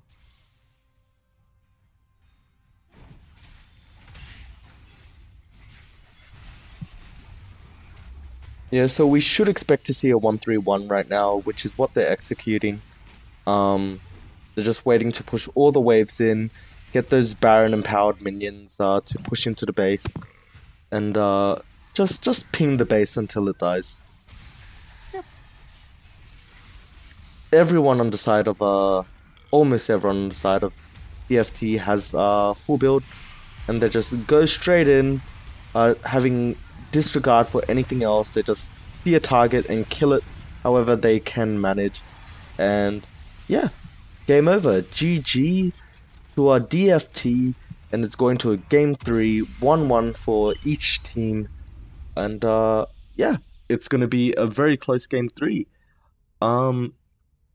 Yeah, so we'll go to a break, and we'll see you guys in about 5 to 10 minutes.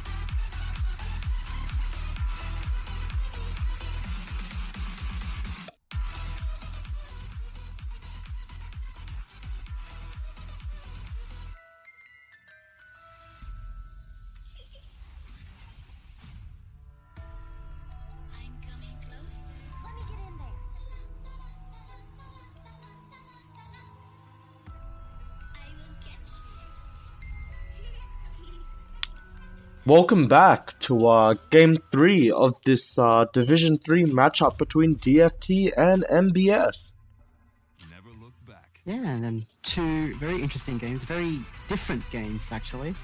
First game was very controlled, very slow, and then the second game was lots of fighting, lots of ganks from DFT getting a very big Z who carried that fight to the end. Yeah. Maybe we'll see a Z-ban from MBS this time around. Yeah, quite possibly. I wouldn't. I would be expecting it actually. It's not very hard to feed a Z. Yep, they ban Vladimir instead. Obviously saw some issues with Vladimir in the early game and a bit later on, when he could just kind of wreck a little bit, not without being punished. We see the Echo ban obviously targeted at Puda Fatty, who caused a bit of a rough time to our Linkro. That's true. But so far in this matchup, we've seen Linkro lose to Puda Fatty both times. The mid laner did win on the MBS side, and they don't ban Zed. They ban Cho'Gath instead. So just a couple picks that they may want to take here. They can take the Maokai, they can get the Gragas. They might want to go for the Zed now, but that's not the most optimal. We just gotta wait and see who DFT think is the highest priority for them. Oh, do we even have a pick? Okay, Jax. That's a different pick. That's interesting.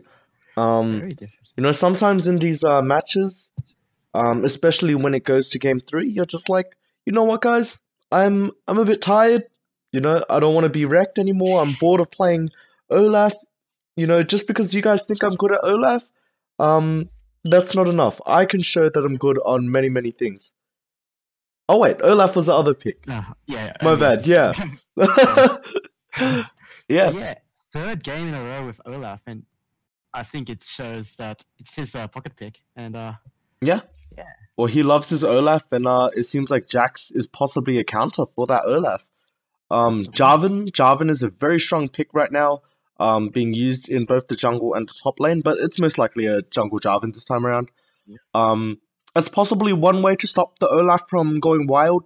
You know, just chuck that ultimate. Olaf cannot run through wars. He can run through other things, just not wars. Just not wars. You cannot run through terrain.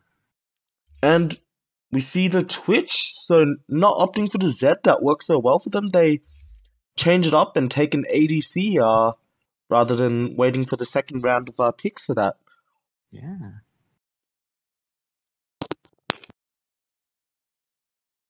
And I guess with the Jax and Jarvan, there's a lot of AD in that team, so I think that's what dissuaded them from picking that Z straight up.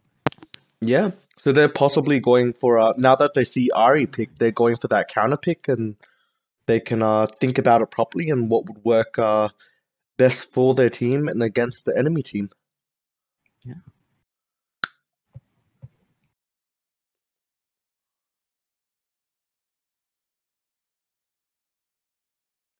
We see Zyra banned because that was Zyra can be very oppressive. Yeah. So we did still get, I think, Yeah. the first kill in the bot lane. No one expects Zara's damage. You think, oh, she's a support. You know, she's got just a spell thief, but then she just one-shots you, and it's just really annoying to deal with. Yeah, she's just one of the higher damage support champions that exist in the game. A number of supports can pick that Zyra, and if they build with just a little bit more damage, they can often take the top of that damage chart. Yeah. So this time, MBS picks the Lucian, or maybe picks away the Lucian. It's like we're back in, I don't know, season 3? Season 3? Yeah. Something like that. These are just really classic old school comps. Yeah, and Lucian does do well against the Twitch. You know, Twitch excels in those really medium to long elongated fights, whereas Lucian gets in those quick hits with his EQW and gets out. So pretty good pick here, I think.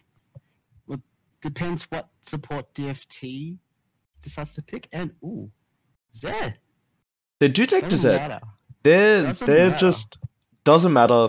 We're just gonna go AD and just chuck that penetration in your face and make you deal with it. Yeah. And it really comes down to can Gragas and Olaf build enough armor to sustain through all this AD? Because once they do, they'll be unkillable. And I guess that's their only source of magic damage with the Lux, but... Oof. Yeah, The thing about Lux is her damage is really... It's really hard. Like, she has to land everything, and it's not easy when you're against, Olaf, Gragas, Ahri, Lucian. yeah, I feel Yeah. a bit uncomfortable with the Lux pick. It's so abusable. Perhaps they're just looking for that massive wombo combo, but yeah, it feels a bit weird. But True. if you're comfortable on it, go for it. On the other hand, MBS picks up Janna, so just a bit more protection against the enemy team. If they do jump in, they can push them away, heal them up. So yeah, I'm quite happy with the Janna pick for MBS. I think that's a good strong pick, and it's gonna protect them a little more. As But long as Lucian doesn't get hit by any bindings, Janna Lucian is super strong. They can outtrade any lane. yeah, So it's very difficult for Twitch to, walk up and get that CS without getting that huge Q damage into his face. So it could be scary. And even in team fights, Janna does really well against the Zed, Jax, and Jarvan with her tornadoes and her ulti, resetting the fight. So we'll see how Chronix can play this out. But looking at Champion Select, I think team fights, MBS looks really good, especially with the stacking AD from DFT. I think it just comes down to which jungler plays better. Jaeger has shown dominance these past 2 games. Shadow does alright, but he's just a little too slow with his pathing. Hopefully he can provide a little more support to his teammates this time around. Trying to just go for quick clears and just running to lanes, helping out whenever he needs. He just needs to get his team snowballing. Yep. That's true. Like, Jaeger has skipped, I think, Raptors twice in a row and gone straight towards to the blue buff, or the other buff. Yeah. Whereas Shadow elected to go do a huge full clear, including the Krugs from last game. And that's a really slow tempo to deal with. And it's not just that, it's that even he wasn't even speed clearing when he was going for the full clear. He dilly-dallies a little and just walks around just thinking maybe I should take the enemy raptors, and then opts not to. Sometimes when you're jungling, you just need to commit and just take that play. Don't walk around. You need to be efficient, and every single moment of the game is really important as a jungler. Yep, definitely. As a jungler, you need to have a plan in mind, and whether it works or not, you just got to execute it. Definitely.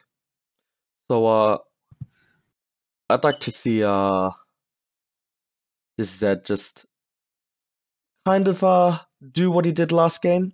See if he can take over the game again.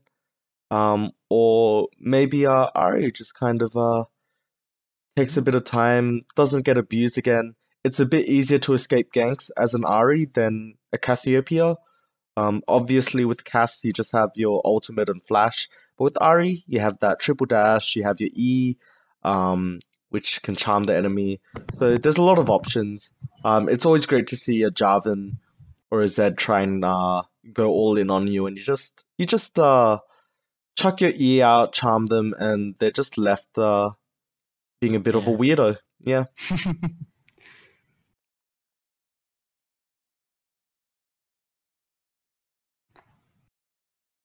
So what are you expecting to see from this top lane matchup? Obviously, we've seen Huang Nam's Olaf twice already, but what do you think about Beardy Bateman and his Jax? well, from my experience about Jax's lane really depends on the first two levels, how you deal with that aggression from the other laner, how well you can trade against that enemy laner. So a really efficient use with his counter strike can win you the matchup, but Olaf's able to sustain himself with his W and poke with his Q. It could be difficult for Jax, but we'll see what happens, because Jarvan is a really good person to gank a Olaf, which could lead to some explosive ganks in the top lane and get this Jax ahead.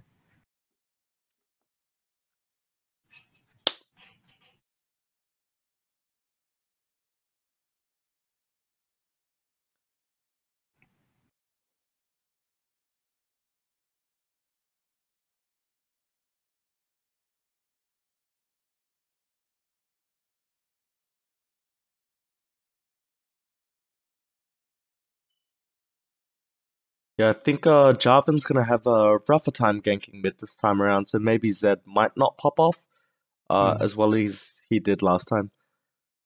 Yeah, that's true. Yeah. There's a fair amount of kill potential in that bot lane as long as Lux can hit that snare. So possibly that's an option for DFT to take to play around that bot side. DFT might need this because he could be harassed really easily by the solution Janna.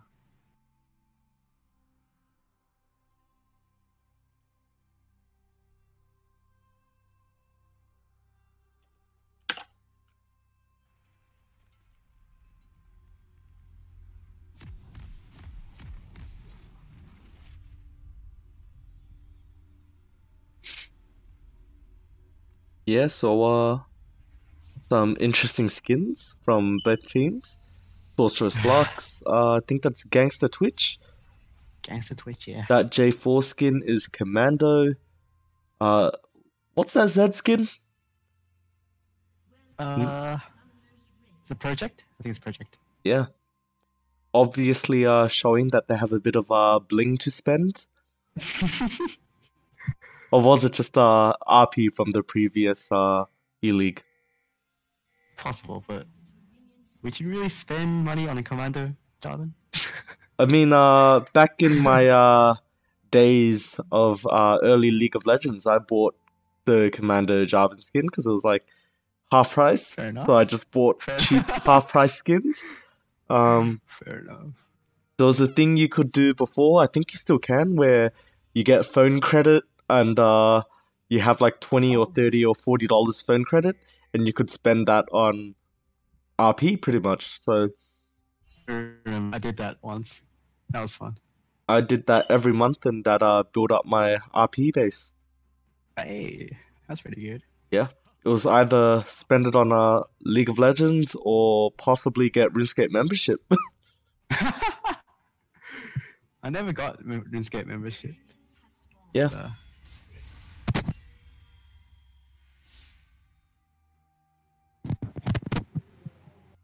Yes, so we see the exact same thing as the past two games.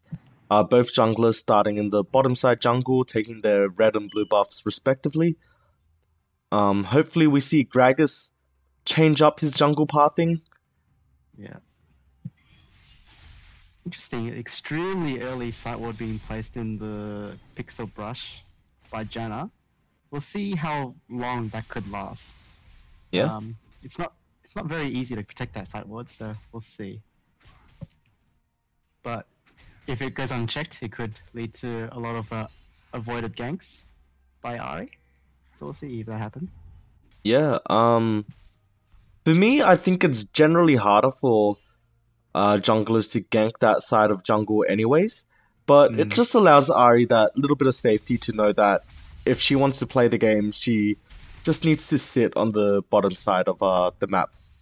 Just so there's a bit of a easier escape. Because with that vision, you know that it's a bit harder for Jarvan to gank from that side, so he needs to come from the top side. Yeah, so we see the same thing. Jaeger rushes his jungle, takes the red buff, then blue buff, then goes to Gromp. Whereas Gragas opts for the full clear, takes his blue, goes to Gromp, then to Wolves. And now we would expect Jaeger to do something with Olaf. Yeah, so Olaf probably expected him to be there after understanding the route that Jaeger did take. For the past two games that he did that, so he must have been aware that, you know, he's probably around there again. This time Olaf walked really deep. Yeah, made sure to but now trinket the blue now buff, but- DFT is ganking him. Oh no, oh no. Jaeger, not again. they most likely get that kill, and they do. If you place a ward, use it.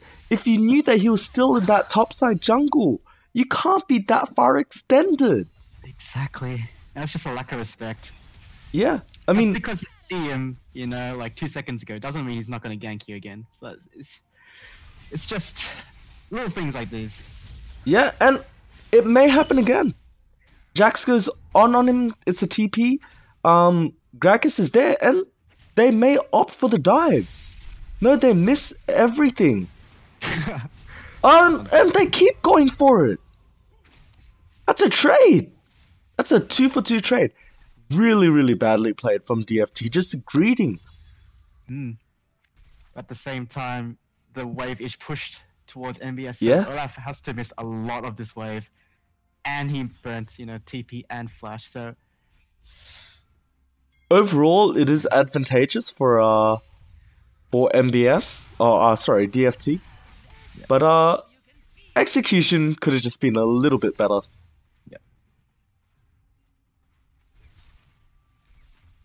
yeah, again, Yes, we see so- a lot of aggressive play via the Jarvan. Yeah, so although Jarvan's made aggressive plays, he's on 5 CS compared to Gragas' 27. Gragas has not taken his red buff, but that is a big CS advantage. That may be cleared up a little once he does take his Raptors. That's true. Gragas did get a lot of that taxing gold that was pushed up into the top wave. Yeah, Gragas is quite strong right now, so if he does gank a lane and Jarvan does show up, he would most likely win the matchup. Yeah, Gragas is already level 5, so Yeah. this could be scary. So that's a pretty good ward from DFT. That vision ward there. So they're pretty much mapping out where Gragas is going to go. Yeah. Gragas has no idea that J4 is there doing his camp. Just a very suboptimal jungle pathing. Yeah, it has been a tale of jungle pathing in this series.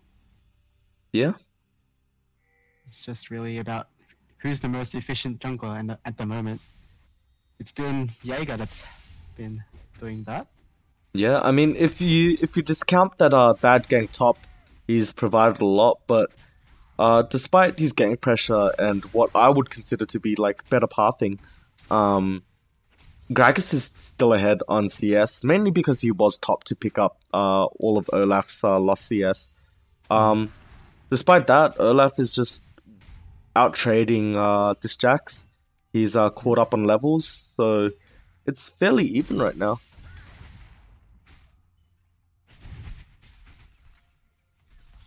I'd like to see a gank top right now, which looks like what J4's doing.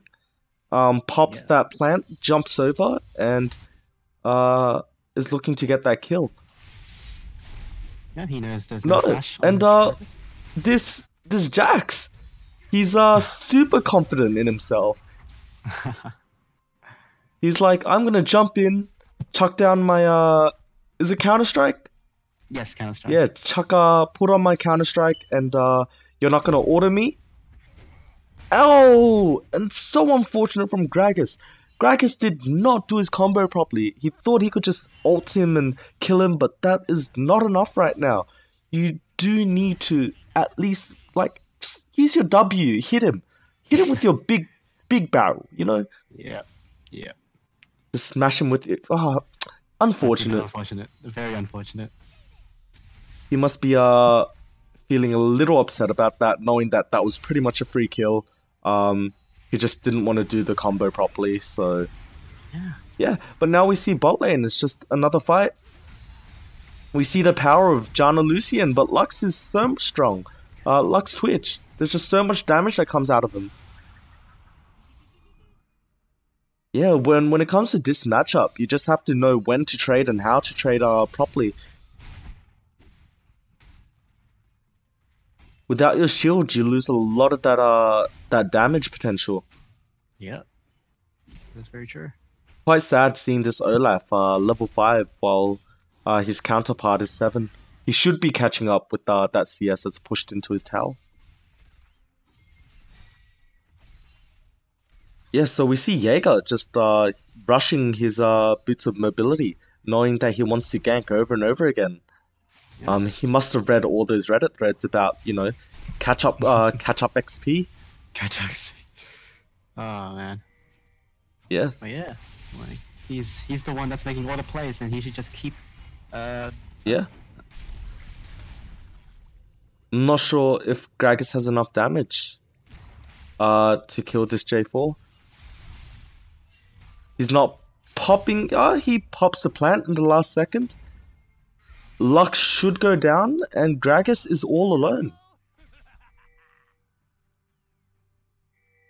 So everyone's chasing after the Gragas, but I'm not sure if they can get him.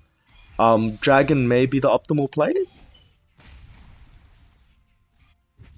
Yeah, we'll see. It's a fire dragon too, so it's a pretty big objective. Yeah, so right now, the Fire Dragon would be worth about 1k gold. Obviously, as the game extends, the value of a Fire Drake increases, with you just having more items and more attack damage and ability power. So yeah, the value of Fire Dragon is extremely high when you do the math. Definitely. Especially with a team that has only one damage source, which is AD. Anything that increases your AD is just gonna help. Yeah, I really hope that MBS realizes and recognizes that the enemy team is all AD except for Lux. So they should be calling out the guys. Come on, let's spam that armor. Yeah, like it's interesting that Olaf and Gragas. Oh no, Olaf is going Phage first, but maybe Black Cleaver. I think that's build. Just interesting. I think he should just go full tank. Yeah, I think he does value his CDR, just being able to chuck out those axes and the true damage, which isn't too bad as well.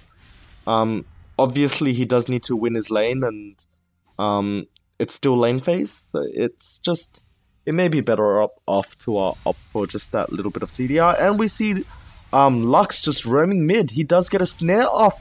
He ults for some reason. Lux does go down to Ahri. We do see both supports die, and they both trade kills. So 1 kill to both mid laners. Zed popping off yet again. Obviously not to the extent of last game, but still quite strong. Yeah, he's 2-0. And that's another gank mid lane, but good CC comes out from the side of MBS, and Gragas knocks him away. And I'm not sure if this Zed can get him. Zed dies. That's a miss.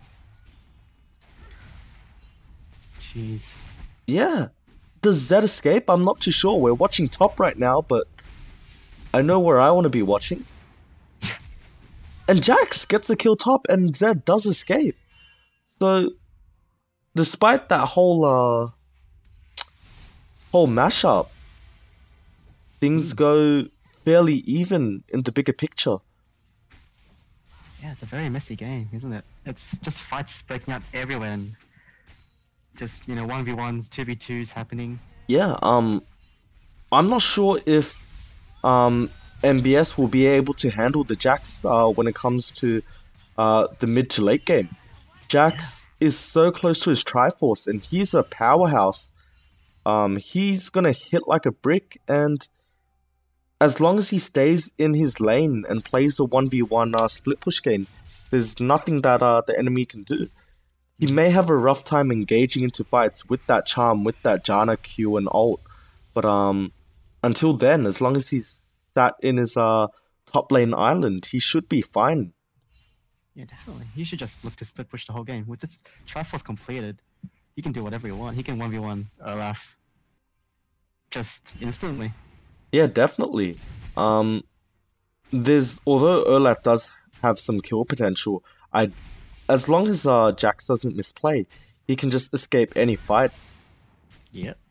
Just ward hop away, or just do your counter strike just to get that stun off. Yeah, I like this aggression coming from J4, but he's just not getting the CS count that he needs. He's just not spending enough time in the jungle. He's a level behind, about 30 CS behind, and is just neglecting his own personal needs. Yeah, that's true. Especially with the mobility boots rush. He doesn't have any combat stats right now, and he's really squishy, so he needs to be careful how he plays out this new few, 5 minutes or so before he gets his new item. Yeah, it's really important to remember, especially as a jungler, to make sure you look after yourself before you look after your whole team. There's only so much you can do. And we see in bot lane, a fight breaks out, everyone just hitting their spells, nothing much missed, and that Twitch just running away. It gets killed by the last barrel from Gragas. And they're still going for it. Zed is preparing to roam down. It's a 3v2 right now, and they're just chucking out spells, hoping to keep them there. 2 for 1 right now, and Zed is running down. And no, there's a TP coming out from the nine-tailed fox. What's her name? Ahri. Ahri. And Ahri does pick up that kill. Wow. And that all just started with just a little bit of a overextension. Shadow is playing really well this game. Jaeger has fallen off, just like I said. That gold is important. He does J4 does not have any damage on him. It's just health. Exactly. Like, he cannot be going in and not get the kill. He just doesn't have that damage. He doesn't have the damage, doesn't have the tankiness to survive. Yeah. After he does his combo, so yeah, it's really scary for him to do that flag and drag into a team fight. And Twitch is nowhere ready enough to deal the damage that he needs to deal. All he has is a Runans. It's not the time to be doing this. Just It's very interesting. Twitch rush to Runans of all items. Like, Runans just, there's no damage out of Twitch at the moment. yeah, I mean, it's a good item, but not right now. He needs something just a little bit stronger. With the Lucian having that balk, he would feel so much stronger at this point. Yeah. I think it's a trend from Tide Joker. We saw it on his Vayne where he opted in for the rapid fire cannon rush. So he loves the attack speed, doesn't he? On the plus side, we do see DFT take that first tower, so they do get that extra bit of gold. Lux is so strong. Lux is almost 100 to 0 Ahri.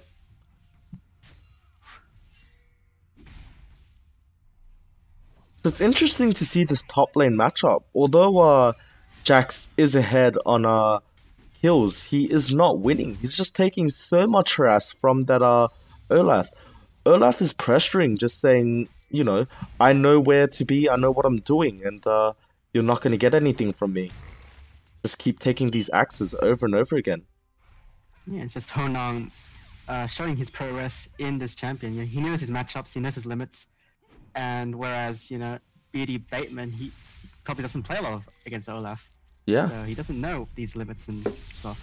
And maybe he's just too afraid to go in and so take the trade. This right here is what I was talking about before. You can Ragnarok away from all that CC, but you cannot Ragnarok a wall. You are stuck in that jail. And he only kills the Jax anyway. Yeah, but what is he doing? He's staying top. Yeah. Just go back. Go back home, run back to lane, and you'll be ready when Olaf is ready to TP in. You see a flag and drag onto that Ahri. That's a bit of a late ultimate coming out from Janna, but ultimately she's saved. Ari is saved, and Zed just goes a little too ham. Pretty greedy there with the ulti, not electing to ulti immediately, because if she gets hit by that Lux binding, she's dead. Yeah. But fortunately, Lost Hollow narrowly missed that combo. But Yeah, so that's a dead tower. That's a dead mid tower and a dead J4. Good night. MBS is Meanwhile- really just stepping up the pace. Yeah, meanwhile, you have Twitch just at bot, not doing much, just CSing, saying, I'm gonna do my own game. I'm a dirty little rat, and I don't need you guys. See Jax say something similar. He's just like, this is my tower to take, and I'm not gonna do anything until I take this tower, which, you know, it's not a bad idea. Yeah. We see Mountain Drake being taken by MBS. It should be a fairly safe secure unless a steal happens. And no, he does not do it. Simply secured by the Gragas. Yeah, so right now there's a 700 gold difference between the two junglers. So that's just mainly comes down to the CS. He does have more kills, the Gragas, but just the CS is a little off. Yes, yeah. And Jarvan only has, you know, the makings of a Black Cleaver. Whereas Gragas, he's tankier, he's a little bit stronger. I mean, he's just naturally tankier, so he has that benefit. They both opted for Cinderhulks. But Gragas does have 2k sitting on him. So he's just not going back until he can get that full item. So we'll either see an Iceborne Gauntlet or a Frozen Heart coming out from Gragas. I'd like to see a Frozen Heart. I think that's the superior pickup right now, if he does opt for one of those items. It'll reduce the attack speed of all their carries, and yeah, it's just what they should be opting for. But you never know, he may feel a little strong and wants that extra bit of damage, and that comes from an Iceborne Gauntlet. Damage doesn't hurt. And he did build Iceborne Gauntlet in the first game as well on the Gragas, so Yeah. we'll see. So we'll see if he does spec a little. I think they saw that that Twitch invis.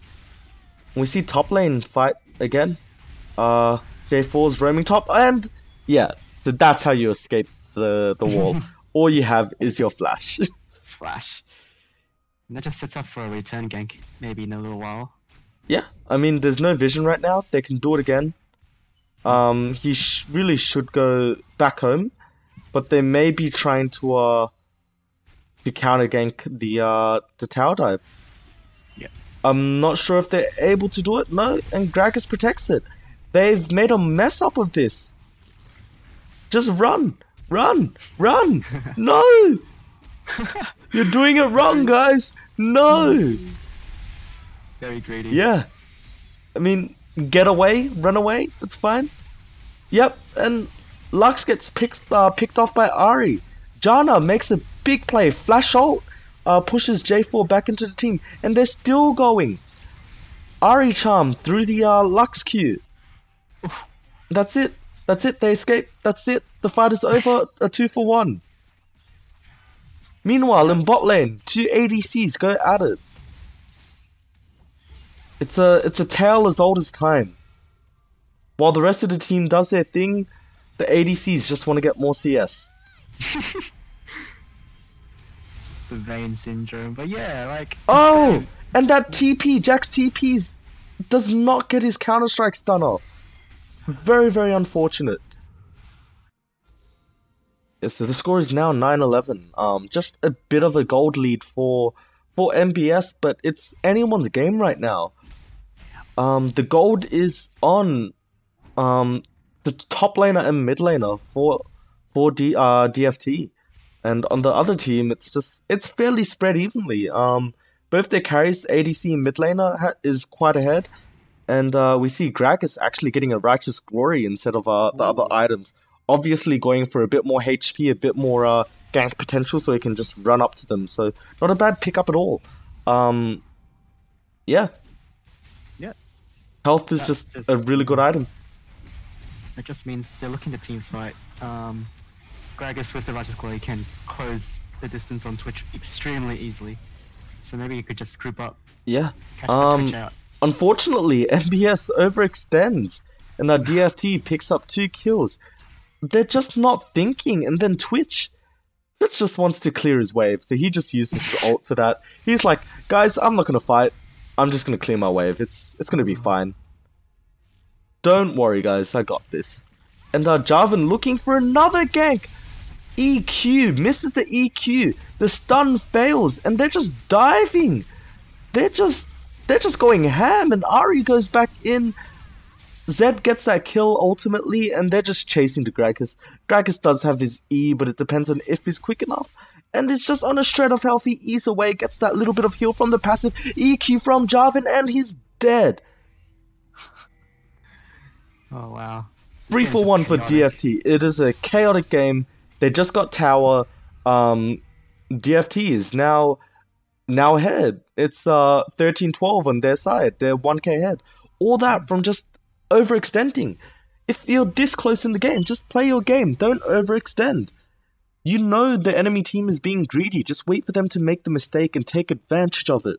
Right now, Zed is 5-1. He's the monster that we saw last game. And Janna, what is she doing now? She's all alone.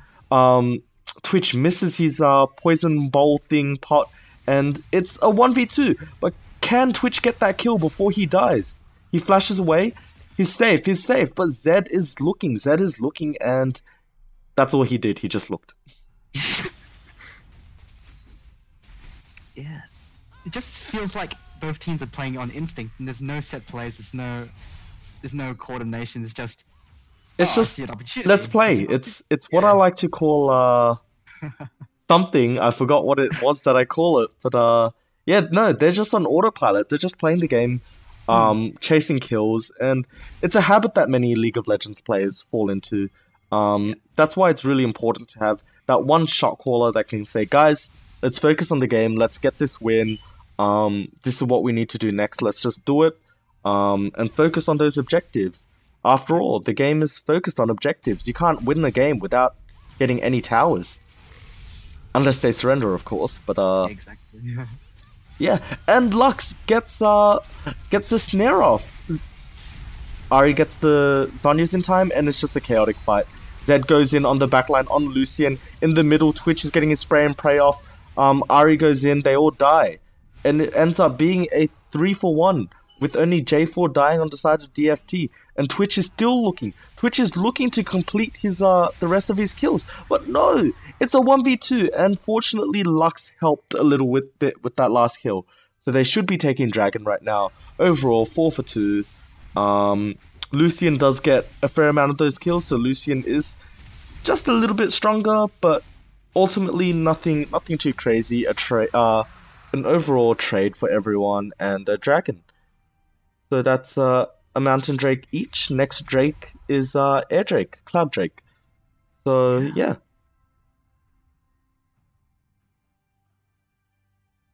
Jeez. So what would you like to see both teams do right now? Obviously DFT is ahead, so what do you think they should be doing?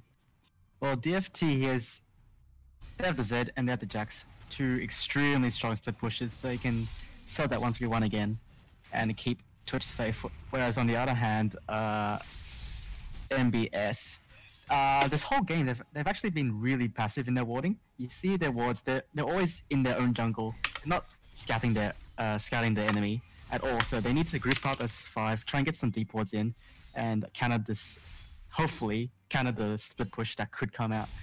Yeah. As a 5-man, and get some objectives. Because in a 5v5, they should be stronger. They've got multiple damage sources. They've got superior healing from Janna and Gragas, and there should be nothing that Lux can do against an Olaf. So, yeah.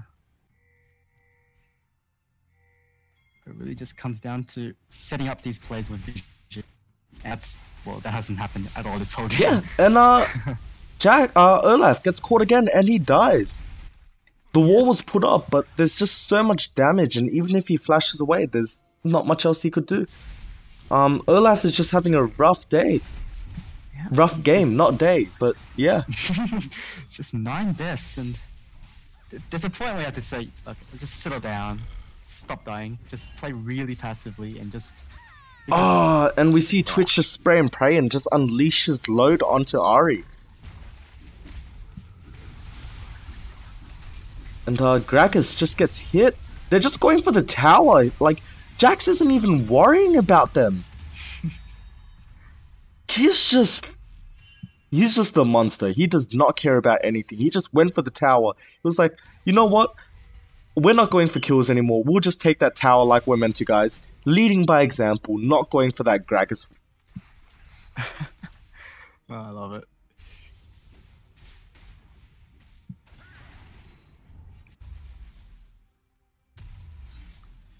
It's a bit unfortunate. I do have to call out that Shadow171 has had a rough game with his. He had a great start, but he's had a rough game with his ultis. He's missed a lot of barrels and casks, and that's been a lot of, you know, even the missed kill on the Jax at the very early game. Yeah. He's just missed a lot of opportunities that could have, you know, snowballed MBS even further. Yeah, I mean, he's just not doing as well as he could be. We saw how good Jaeger was on that Gragas last game, just getting those perfect ultimates time and time again. But sometimes, you know, you don't always need to have that star player. You just need to play that supporting role. And, you know, we don't know how their team works and who's their shot caller, but he's doing okay. But Jaeger, he's just on point. Lux gets a snare, he follows up, and that's game over for Shadow. Yeah. And we see in the bot lane, that Jax, there is nothing Olaf can do. It's carnage. Very unfortunate for MBS, but the game is just slowly getting out of their control.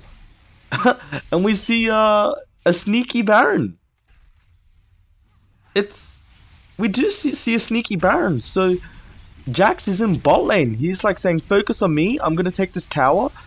He distracts 2 players on the enemy team and takes the tower as well. Meanwhile, the rest of his team does take the Baron, so a worthy sacrifice. Yep. That's the power Tower, of the ADT. 1 death, and an easy Baron. So 5k ahead now. All this stems from just that initial overextending in the top lane. Yeah. Olaf with the 10 deaths, that's just... it's rough. It's very rough for him. There's only so much you can do. The hard thing about building against a Jax is he's not straight AD. He does do AP. And good night, Janna. Again, just the sneaky rat, being a sneaky rat. You know? Interesting that Lucian is going with the really old school walk into Black Cleaver. Or Cleaver, yeah. Yeah, like... So- I think that feels a little bit outdated. As a support player, what do you normally see your AD Lucians go? I generally like to do the Essence Reaver into the double attack speed items. I think Yep. that's extremely strong. You have extremely high amount of CDR, and because you know your EQW and your E is already up, Yeah. and you also have a lot of crit damage, and also the fact that Static Shiv and Rapid Fire Cannon is just an insanely strong combo right now. Yeah. I feel really sorry for this Lucian. He's so strong, but his team is just very, very unprepared. He's just going in on Jax. He's unleashing. He's just going off at him. Oh, and that is a great ultimate from Gragas. That's a dead Jax. That's one way to deal with him. But then time and time again, that rat, he's just so sneaky. He just gets the tower. That TP is wasted. He gets a tower. He may get the kill and an inhib. Yep. DFT is just Yeah. playing the map better. He's just, yeah. He does not get the inhib. He may escape. He escapes. But can he deal with the Olaf? Runs around, knows the Olaf is there, and takes the smart path. And DFT is just pressuring every single lane at the Yeah, exact same top time. lane's pushing in now. They just got bottom lane in here. Just stole the blue buff, and the map is theirs. really little they can do, and that's good night Olaf. Oh, Olaf. Oh, Olaf. This is where the Lucian's just saying, get me out. Get me out of here.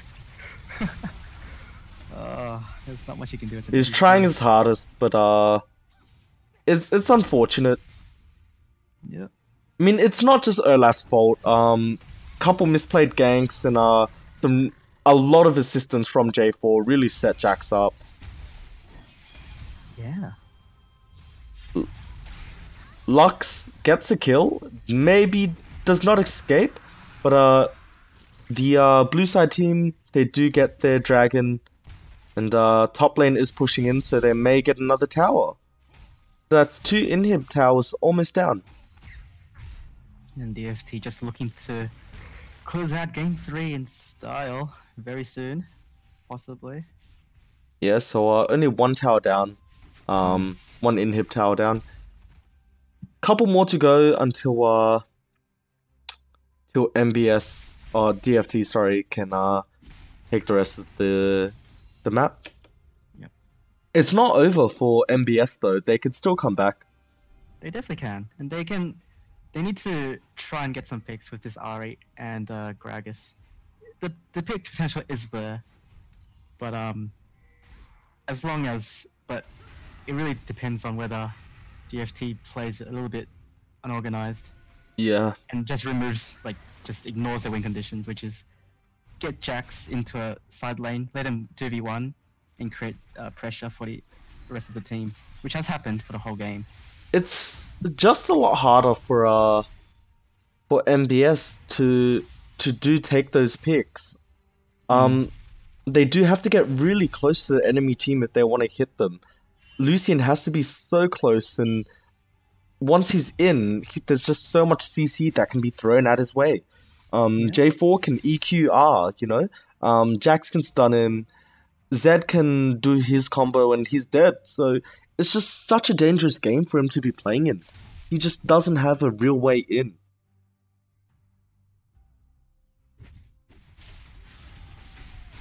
Yeah, with this really strong Jax, it really is putting a lot of pressure on Jax. Yeah, and we see mid lane right now. J4 just jumps in. He's alone.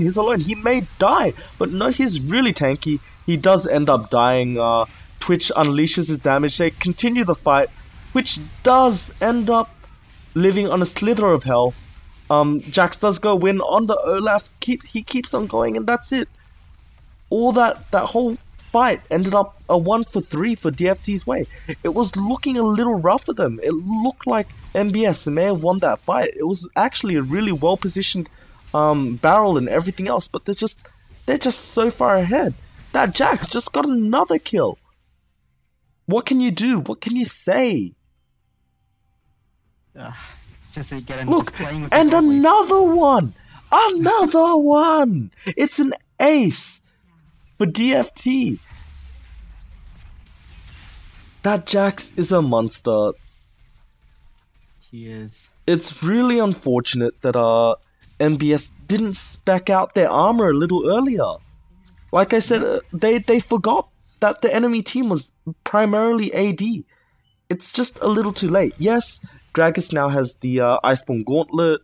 He has that whatchamacallit, the Dead Man's Plate. And yes, in the top lane they have Randall and Tabby, but the rest of the team needs that bit of armor as well. It does not hurt to just get a Ninja Tabby. I just love how Twitch has just spent the whole time just pushing and getting towers. Like, that's just insane. For Twitch to be doing that, he just has so much freedom to move around the map. That's just caused by, all this pressure from Jax and Zed. And we haven't talked about Zed this whole game, but he's 7-2-1, 7-2-11. He's fed off this chaos that both teams have created. Yeah, he's just waited for his time to shine. He knows he doesn't always need to start the fight. He just needs to wait, pick off kills, and just play in this chaos, and he does it perfectly. Yep. He's just playing his champ how it should be played, and it's working well. Yeah, so in each of the lanes, they're just pulling pressure. They're just pushing in towers in. Zed is stuck in their jungle, but he gets away, and there we go. Twitch being a rat. That's like the fourth or fifth time Twitch has done that this game. He just waits for you. Gragas misses his E. He's alone. His team is not helping him. This is massive miscommunication.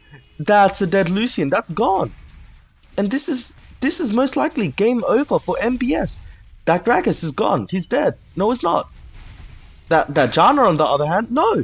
She escapes. No, she doesn't. Zed is going in, and Zed doesn't do his combo, right? But either way, it looks like game over. Yep. We'll see if DFT can scavenge any hope. KDA. Yep, and Twitch ends the life of Olaf. 3-13-6. Nothing you can do. And it's pretty much game over. DFT completes reverse sweep. GG to DFT. Bad luck to MBS. Yeah. Yeah, so that's round 1 of Division 3. Just over for this team. There's a lot of learning points for both teams to go off, but ultimately they should be pretty happy with the results. It was not a whitewash for either team. Both teams did put up a fight, and just a couple mistakes here and there caused the loss. But overall, it's been a good series to cast. Quite fun to watch as well. We hope that all the viewers at home enjoyed watching as well, and we'll see you guys next time. Hopefully we can watch game 2 or 3 of NLY versus let me double check. NLY versus HSM. So we'll be back, and we'll let you guys know if we are playing the Division 2 match.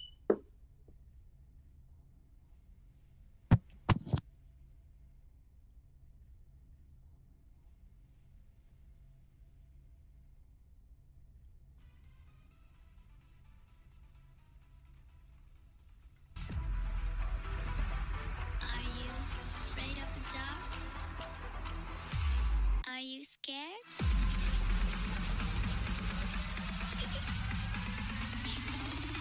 I am you.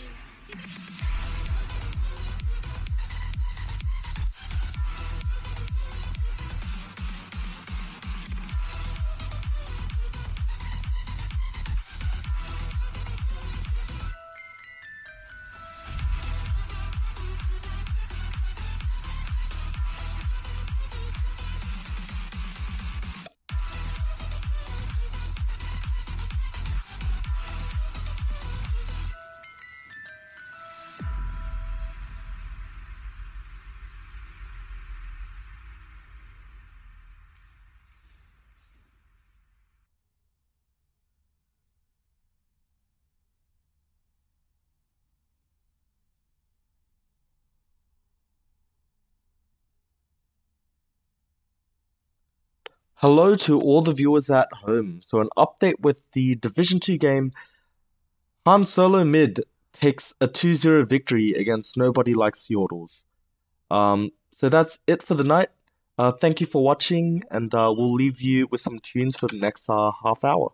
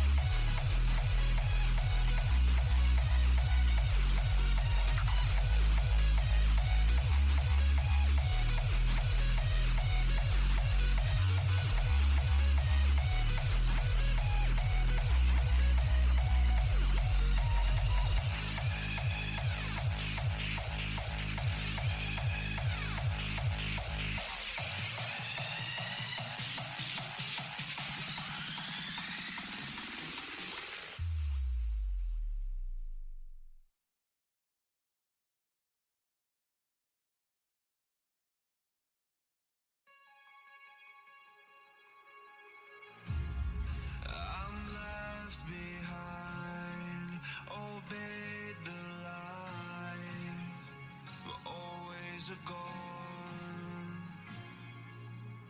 You're full